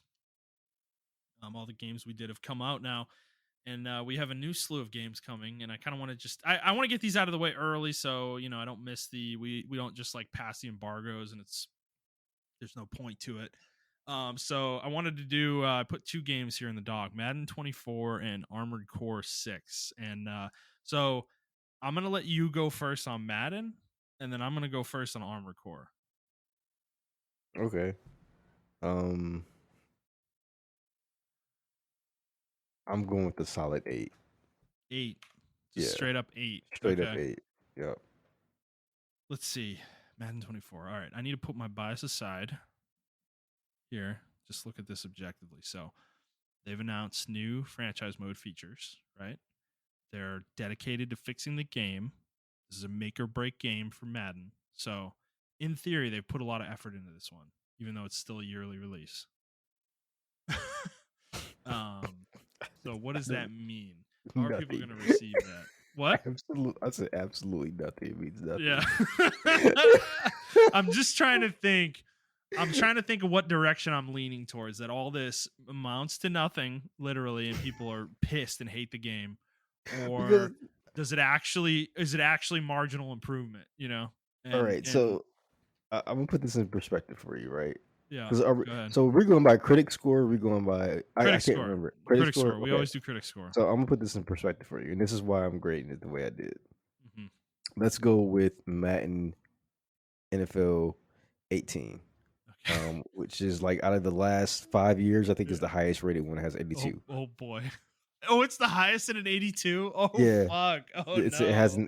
an 82. Oh. But get this right, the user score is 3.5. The medic, No, I know. No, the reason I don't do the reason we don't do user score is because it's impossible to predict, right? yeah, Like yeah, we don't know what games are going to get review bombed and which ones aren't. It's a good bet that Madden 24 is going to get review bombed though. So, but like guessing where that's going to land is impossible. It's way yeah. I mean, easier to guess critic aggregate. So yeah. That's why I guessed that for critics because I think the last one, this, it's always around 8, isn't it? It's yeah. probably always So around which 8 which is funny though. So Madden 2021 got a 63 for for critics. critics. Yeah, for critics Holy score. shit, dude! Wow. Okay. Let me look at 2022 or 20. I mean, Yeah, 2020. 22 last year was probably the low. Like that was the lowest moment No, I we've got a seen. 70. 70. No. Okay. Wow. Because my impression of it, like from everything I read about it, it was worse than 21. But No, I got a 7. okay. It has 8 positive reviews and 13 mixed. Wait, is 70. that how few review sites actually do reviews of Matt? That's crazy, bro. Wow. Yeah, they don't even touch it. You know what? IGN didn't even touch this. What a joke, dude. Game industry, step your game up, dude. Like, respect the sports games, okay? As much as we talk shit about them, they deserve coverage as much as any other fucking game. All right. What's my guess here? I'm gonna be negative 7.7. 7.7? I'm Okay. gonna lean on the low side. Yeah, I think it's gonna be. I think it's not gonna I work out as well as I they hope. I think this is going to be the journalism gasm of like Madden. You're like, oh my god, Oh, it's they actually fixed good. everything. Yeah. We couldn't find one single instance of Madden 22 still being in the fucking game. Watch this game get a fucking 10. I'm gonna be so Nah, fucking bro. irritated. Nah, dude. No. Okay. All right. Armor Core 6. All right. This one, I'm thinking this one's gonna get received pretty well. But I don't know. I don't think I want to go too high here though. Like going above 9.5 is super risky. Remember, remember, you're going with the critics, so I No, really I want you to know. take I know. consideration.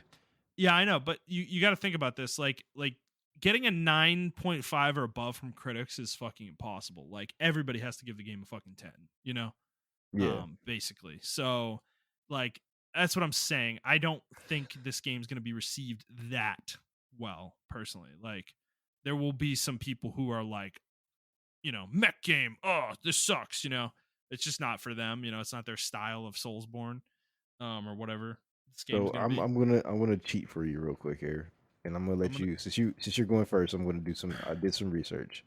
Well, So okay, I have a score in mind. So all right. So Armored Core 2 was the last Armored Core to get above a 70. wait, what? Holy shit! What? Are you serious? I'm serious. No, dude, that's nuts. Dude, Armored Core 2, how old is that? Oh, let me check. Hold on. Holy fuck, bro. You're fucking with me right I'm now. not. No, 2000. Verdict Day 66, Armored Core 5 65, Armored Core 2 78, It was Armored one. It Core was. Last Raven 59, Armored Core 4 60. What the fuck? I don't know if we got this one. So Armored Core Nexus. I don't know if we got that. I didn't play that one. That Yeah. one was in 2004. That one got 73. Armored Core 3 got a 74 in 2002. But Oh, I it mean, did. this is Oh, so far. The thing is, these are so long ago. I don't know how relevant these scores are really to yeah, what we're talking about here, because but this is going to be so a totally different game from these. that's what I'm saying. So I don't know, but I'm just saying in perspective, they have never scored well. Jeez, yeah, you're making me rethink this though. I was going to go high, like 9.3. Oh, whoa, no, I mean, I'm it's a not choosing that. FromSoft game, bro. Like the No, industry, no, they're like the industry darling, man. Oh no. my god, you're making me. No, I'm going with my gut, bro. 9.3. Hold on, man. You're gonna win this one. Damn, Hold dude, I on. didn't know Armored Core was that poorly received over the years. For Armored Core instance, 3 portable has a 43. yeah, Holy shit. Sekiro got a 90. Oh. Oh. Okay. All right. Can I change mine? Sorry. Yeah, you can change it. Go ahead. Damn it. Yeah, you're making me really rethink this. All right. Okay. Yeah, All right. their highest rated game is Elden Ring, which is 96. That's their highest rated game. Yeah. Okay. I'm gonna go lower. I'm gonna go. You're definitely making me rethink it. I'm gonna go. I'm not gonna go that much lower though. Like 8.8. 8.8? Okay. Yeah. I think it's gonna get respect, but it might not hit the highs. Um so what is it close to without going over? That's the No, we've just been doing closest. I don't. closest. Yeah. Okay. Yeah. So whoever's closest. All right. I'm gonna do a Yeah, which that 7.3. basically what that basically means here though is whichever side you decide to go on, like if you go below me, you're getting everything below Yeah. 8.8 basically. And I'm I would have the game would have to be 8.8 or higher, which does seem like a tall order. yeah, you got a lot of faith in this game. Or the critics of this game. I'm going 7.3. I think that's super high. 7.3. Okay. All right. 7.3. I respect that you didn't just say 8.7. No. It fucked me over. No. Okay. All right. 7.3. Yeah, All right. because what that does mean though, if it's like 8.2, that means I win. It's Yeah, you closer to win. me. Yeah. Oh, okay. I will concede to that. Okay. But All right. So you're giving me the I high range. I Okay. don't I All don't right. think I don't think I it's gonna hit respect the that. 8. I don't think it's gonna hit the 80. I think I it's gonna be respect well that. received, but I think critics are not gonna like it. Okay. I Yeah. respect that. I mean, Okay. we still haven't seen the entire how they're doing the mission structure. If Anything they're how doing anything other than like boss fights work. yeah, exactly. If they're doing the regular mission structures, they're definitely getting a 7.3. Now, if they're doing like adventure style, like how the Elden Ring and Sekiro and all the others are doing it, Mhm. then I will concede and they may give it an 8.8. But we have to see. It really depends on how they do the gameplay. Yeah. I Because I'm just think telling this you, man, game it's telling getting you, man. hype though. It's getting some It hype. is, but I'm telling you, man, a lot of people, if People are they're gonna doing get the mission yeah. structure, they're not gonna like that first 10 hours of the game. It's They're gonna in be for a fucking rude terrible. awakening. Yeah. Okay. All right. Yeah, I might be misreading this one. I mean, I'm not part of the Armored Core, community. I haven't played these games really besides like like 3 missions of Armored Core 4. So, Yeah, you know, and you know where you're fighting in those 3 missions? Fucking little tanks. You put it no, down. It's like no, dude. I remember. I want to say. I remember. Okay, was it Armored Core 4? Or was it 4 Answer? I don't remember which one it was. I remember the second mission. I remember the first mission just being like a little shitty, stupid mission, like you're saying. But then the second mission was like insane. You were getting attacked by like a million of these things, and yeah, there were no mechs, but it was like there was like 100,000 helicopters on the screen, like firing missiles at you and shit. It was insanity. I remember it being like so overwhelming. There was like no chance of survival. yeah. um and it was like the mission that weeds out the noobs and the people who can't handle the game, and I was one of those people. Yeah. So um yeah, so I don't know, we'll see. I'm optimistic. I'm where I'm being pessimistic on Madden, I'm being optimistic with Yeah, you know what? Armored Core. It's funny how it's the opposite because I'm being real positive on Madden from Yeah, a like reviewer's perspective. yeah, Uh yeah, I don't know, man. I think I don't think this game's gonna be well received, to be honest with you. I think okay, this is gonna be one of those games where it's like no one's happy with it, except for people who are like realistic with it. You okay. know? Yeah. Fair enough. Okay, well, that is it, my friend. That's all we had for the week. Um, Anything else you want to talk about before we go today? Nope, that's it for me.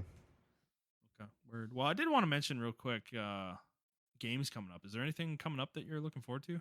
Oh, man, I wish we had that list. I had a list of games I wanted to play. Um, there I was can a go couple grab games it. that dropped.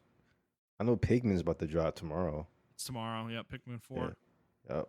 Um, yeah, here we go. I found it. Let me put it in the doc for you.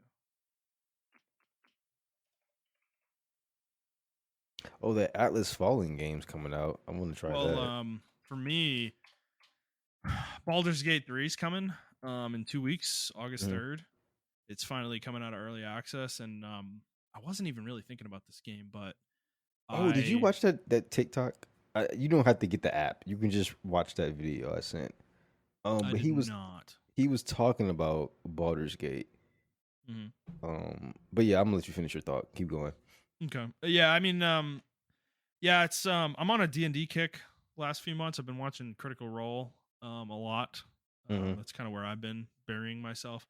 But I finished their campaign 2 last week, so so yeah, I'm kind of in a D&D like mood, and Baldur's Gate 3 is based on D&D 5th edition, I think. So I'm actually kind of intrigued to play it, but it's coming on PC in 2 weeks on August 3rd, but it's not coming to PS5 until September, like September Hmm. 6th, I think. Yeah. And I'm like, do I want to just wait and play it on PS5 or do I want to play it on PC? Because if I wait until September, I'm pushing it up against Armored Core and then Spider-Man coming in October. You know, it's like I have more time to play it now, probably. So I'm kind of thinking about picking that up. And it's been a while since I played like a CRPG like that. Like the last one I really played was Pillars of Eternity. And that was years ago at this point. So it's been a long time since I did that. So yeah, I don't know. I'm thinking about picking that one up. But yeah, Pikmin though tomorrow is that's one I've been eyeballing. So Yeah. I, I've been watching that front mission. I might pick that up. I'm not sure yet. I don't want to get it and just never play it. So I'm trying to be really methodical with what I buy. What I buy. Um. yeah, I mean I can't speak to Front Mission 1. I've never played it, but it is a great series. Because you do outfit your mechs. It's not anywhere near as detailed as Armored Core, but Mhm. your mechs have different parts that have HP values. So you can like target a mech's like leg, and if you do enough damage to it, you'll destroy the leg and it'll fall over and it can't walk, like it can't move anymore. Ooh. Okay. Or you could disable it, like destroy the arm and destroy whatever weapon that was on that arm as well. So there is some amount of nuance there with the mechs themselves. The later games, I'm assuming, are a lot more complicated though. Like Armored Core, or sorry, Front Mission 4 was way more complex. Like you had your pilots that had, and I'm assuming there's some element of this in the first game too, but you had your pilots that you could customize and kind of give them specific abilities that would enhance what they did in combat. And then their mechs also had a lot of customization that you could do in terms of weapons, armaments, types of legs, bodies, arms, things like that. That would affect what they could do in combat, like what kind of mech they would be. So, so yeah, I think you would like it. I mean, obviously it's turn based, so but I mean, you like turn based games. You played Fire Emblem, so Yeah. I mean, I'm not a fucking meathead, man.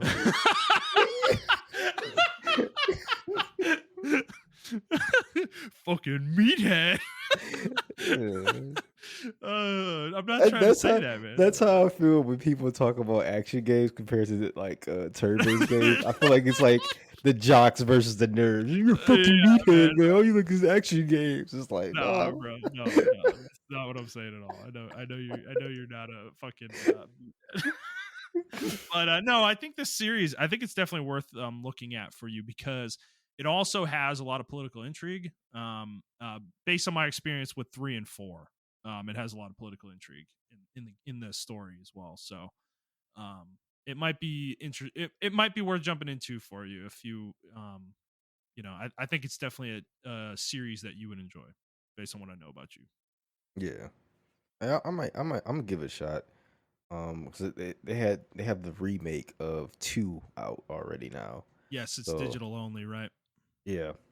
Yeah, and So one is the physical version of one just came out in June, but it's okay. like $10 more I think than the digital version. So that's up to you whether you want to pay that extra or Yeah. But yeah, they were talking about Baldur's Gate, and I didn't even the dude's a developer, but I didn't even think about it in terms of. I know we're like question on 2 hours, but I'll close out with this for y'all to not. think about. Um, but he was talking about the development of Baldur's Gate 3 and how it's too big and bloated like development cycles and money, and how he was saying like this game is a make or break game for the CRPG French genre. And he was saying like this game, other games have suffered not because of this game, but have become like that thing where like if they fail, then like the sometime not the entire franchise, but the entire genre goes on ice. Like Yeah. for instance, like StarCraft, for instance, right? Oh yeah. Like that StarCraft 2. game, StarCraft 2, that game kind of failed or flopped, and then we just saw all RTSs just like studios closed down and everything like that. It just went cold. Um for a long time. And that's what's so scary about Baldur's Gate. Because if Baldur's Gate 3 is a flop, then that could potentially like kill any future CRPGs because like investors are gonna be like, why are you making that game? We saw how big Baldur's Gate 3 was and it Mm. failed. So he was just saying like this game has to make it. It's very scary if it doesn't make it because the budget's so inflated and everything of that nature. So yeah, Yeah, I this is thought kind that of was what really it's kind of what we're talking about with scope though, dude. It's like I understand CRPGs are a specific genre where scope I don't want to say has to get bloated, but they are historically extremely deep games that have a lot of side content and lore and dialogue, yeah. and if you don't have all that, you're not going to be received super well. And I think Galarian is unique.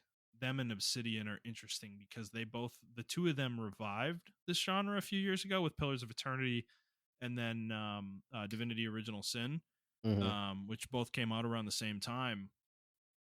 And I think those games they brought this genre back for sure.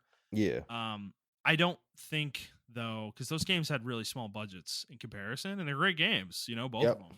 them. Mhm. I I don't understand why they decided to go so big with this one, dude. I mean, Baldur's Gate is a big IP in the Yeah, a D&D lot of world. people know Yeah. Baldur's Gate. Like I, it's I would huge. wager a lot of gamers have at least heard of Baldur's At Gate, not least heard necessarily of it, played yeah. them, Yep. because they are really dated games that have a very specific gameplay style that I think very few people would actually enjoy nowadays. But they made this a turn-based game rather than an action game with pause, like Yep. the old ones were, which I think is a good choice for sure. And Baldur's Gate's really recognizable. They just did a crossover with Magic last year as well, Magic the Gathering also. So it's a recognizable IP and it is part of the D&D lore for sure, but I think it's a huge risk.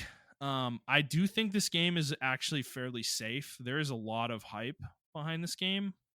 I think a lot of people are very excited about it. I do think it's going to do well, but I think they're putting themselves in a bad position by investing so much money into it. Um, I Yeah. don't I don't think that was a requirement for this game to be great. You know, Yeah, I agree. I'm trying to look at this in one of two ways, right? Because this happened with like my franchise or whatever. So this is the third game in the series. yeah, Um yeah, and this is probably going to be a lot of people's first time playing Baldur's Gate. Introduction to Baldur's Gate in general. And normally I would be like, "Whoa, that's really crazy." But this actually happened to me with another franchise, and that's Fallout. I played Fallout 3, and I loved it so much that I went back and played Fallout 1 and 2. Um, and now that franchise is blown up because of Fallout 3. A lot of people didn't yeah. like know what Fallout was, in my opinion. And they're I mean, super different. They're and so different. they're The so first two different. games are so Yeah, different from three. Yeah. exactly. And I feel like this is the same thing. It's not it's like the first game, like you said, is the action. It's an action game, but you can pause combat to do certain actions and stuff like that. But it's an action game, top down still.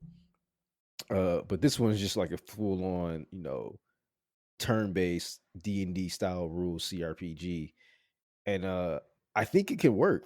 But like I said, it's just a huge risk. It's a huge risk. But I think people are really craving this. I think this is really towards our style of gamers, us, Yeah. like Yeah. our age group because we Yes. grew up with this game. And I'm pretty sure like kids whose like fathers or mothers who are playing this game like heard about it and probably like, oh, Mhm. okay, yeah, like, and they, like you said, magic, right?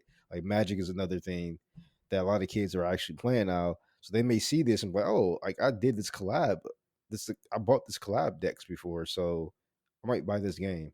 So I don't know, I just thought it was an interesting thing to talk about real quick, like to Yeah. like leave off on, because it's the third game in the series, and it's just really Well, weird. Yeah. I hope it succeeds because this genre, the CRPG genre, was like the genre on PC when we were growing up in the 90s. I know a lot of people, that listen to the show and otherwise are part of the gaming industry. Like, they don't really, a lot of people don't know the history of PC gaming. But that is where I'm going to be honest, like with you guys, that is where a lot of the games you play today began.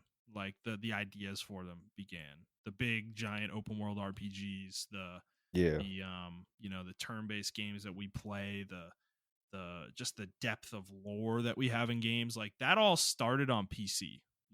That's where it really started. That's so funny because And like people don't yeah, understand like their first introduction to Oblivion, or not Oblivion, but Elder Scrolls was Oblivion yep.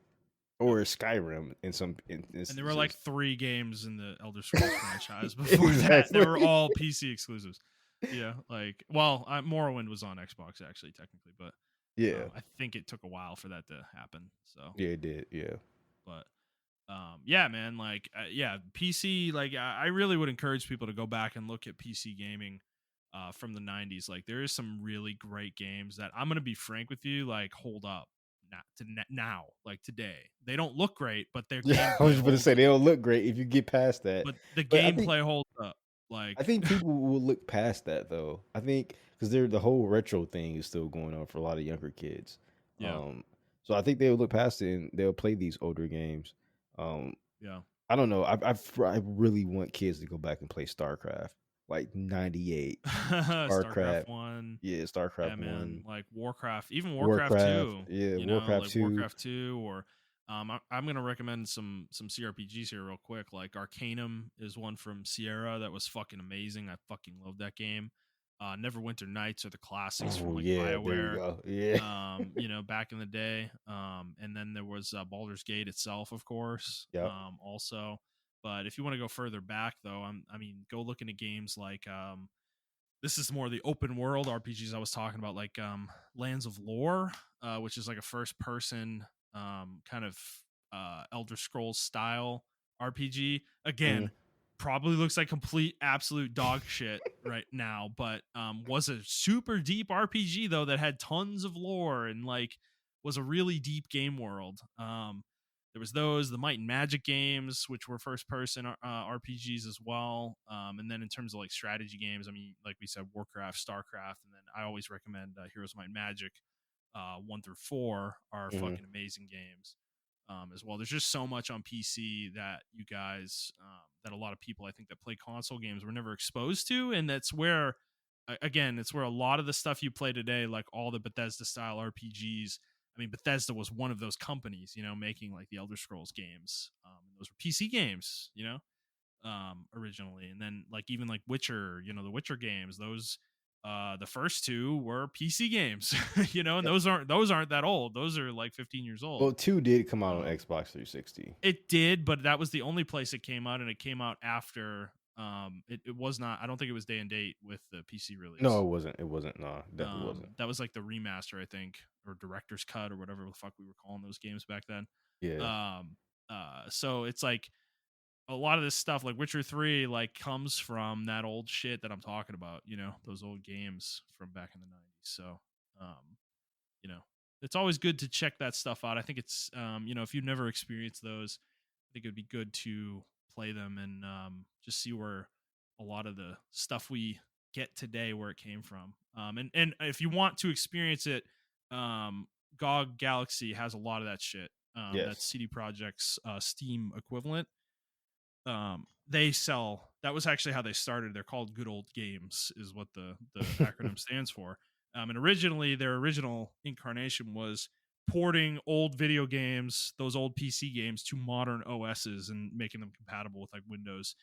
It was back in the day. It was like, what was it? Windows 7, Windows 8, but now Windows 10 and Windows 11. So, um, but there like a lot of the games that I mentioned you can buy on that service. So Yeah, and just to like kind of, I know like we have a limited amount of listeners, but like, yeah, if y'all like deep RPGs, like you said, like the graphics are shit. For instance, if you love Fallout and you love the lore, I mean, yeah, you can watch YouTube videos on it, but I think nah, play it's Fallout really 1 and 2, bro. yeah. Like, oh my god.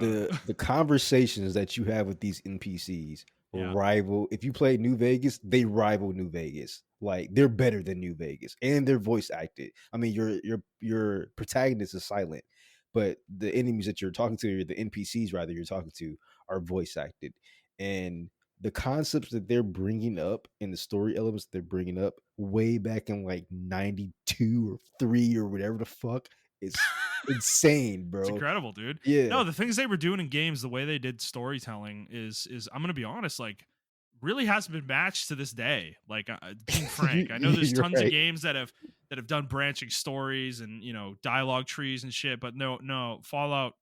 Like seriously, those old Sierra CRPGs like Fallout 1 and 2, Arcanum that I mentioned, like Mhm. the Baldur's Gate game, or Baldur's Gate, and then even the Neverwinter Nights and in the BioWare ones, like they were doing storytelling in a way that I think games have never replicated. Just the level of decision making that you had at any given moment, and the way it would change your game. Because Baldur's Gate had multiple different endings. Baldur's Gate Yeah. 2 had multiple different endings. And that's the same for Fallout as well. Like the game can end multiple different ways. There were points in the game where if you played a dialogue tree wrong, you would just die. Like you would just die. You just get a game over, yeah, so dude, it's great shit. And going into some of the strategy games too. If strategy games are interesting to you, as I said, Heroes of Might and Magic, but other ones, Master of Magic or Masters of Magic rather, Lords of Magic, which that one's a fucking OG one for me. And then Age of Wonder, the original Age of Wonder is Mhm. an amazing game, fucking awesome game. I love Age of Wonder, um, Age of Wonders. Sorry. So many games that sound the same, but yeah, those are excellent strategy games as well from back in the day. So worth diving into and losing some hours to. Yeah, I definitely recommend them. Like it's man, I can't even the lore for like older Elder Scrolls games, like when you just learn of the shit that goes on and and then you play newer Elder Scrolls games and you run into characters that reference that shit that happened like Yeah. 4 games ago, it's Oh yeah. fucking crazy to me, man. It's just Yeah. yeah. Well, bro, another strategy game. This one's a classic. This isn't a fantasy game. This is Conquest of the New World. This game, dude, when I tell you, me and my brother and my dad were like fucking so into this shit when I was younger. Like, dude, this is it. This is a game where you play the colonies going into the New World, like the 1600s, and you're like fighting with the Indians and shit. Yeah. It's such a fucking so fucking good, bro. Yeah, it's so robust for a game from so long ago, compared to like even like Civilization now, or some of the more recent strategy games like Age of Wonders 4 or 3, or Age of Wonders Planetfall, or even the Europa games and all that shit. Like, there's some strategy games from back in the day that are just incredible on PC. So that's another one. Conquest of the New World. It is super good. Love that game. So, yeah, man. If A you lot of good guys games don't out there. mind bad graphics, but yes. I mean, the graphics are bad, but like, I don't know. There's a I charm. think There's a charm to it. There's a charm to it. What they but were trying to do with the limited technology. but you know Um, what? I won't, I'm gonna stop saying that now because I think one game triumphs all of that shit, which is Battle Bit. That game's fucking fun. Wait, And that's a what is it called? Battle Bit. yeah, Battle Bit. What is this shit? It's What the battle fuck? yes, it's Battlefield, but like it looks like Roblox. No, dude. But Oh that my shit god. is fun as fuck, bro. It's so uh, fucking fun. how It old is this plays game? It plays just like Battlefield and Squad. It's actually insane how good this game is. Wait, how old is this game? Like, when This did it game come just out? came out. It just Oh, came it out. did. Oh, Yeah, okay. yeah, Oh shit. All right, and it's only $15. Damn. yeah, man. Yeah, I It's mean, really good. graphics aren't everything, guys. Like, it's not the most important part of a video game, but yeah.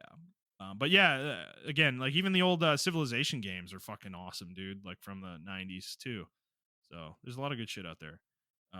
If you want to kind of brush up on your PC gaming cred, definitely worth checking some of this stuff out. So, all right, Montreal, I think that's it for us. All right. All right, let's close it out, guys. So if you like this episode, please like the episode, review the show, and subscribe to the show on whatever feed you're listening to it on. And please share it with your friends. If you'd like to interact with us on Twitter, you can do so at iTrap for the Hokage for Montrell. That is the number 4, not the word. I'm at ThunderNut01, and the show is at The Player's Take. If you'd like to send us a question, you can do so on Twitter, or you can send us an email to theplayerstake01@gmail.com. And that is going to be it for us, guys. We hope you enjoyed this episode, and we will see you next week.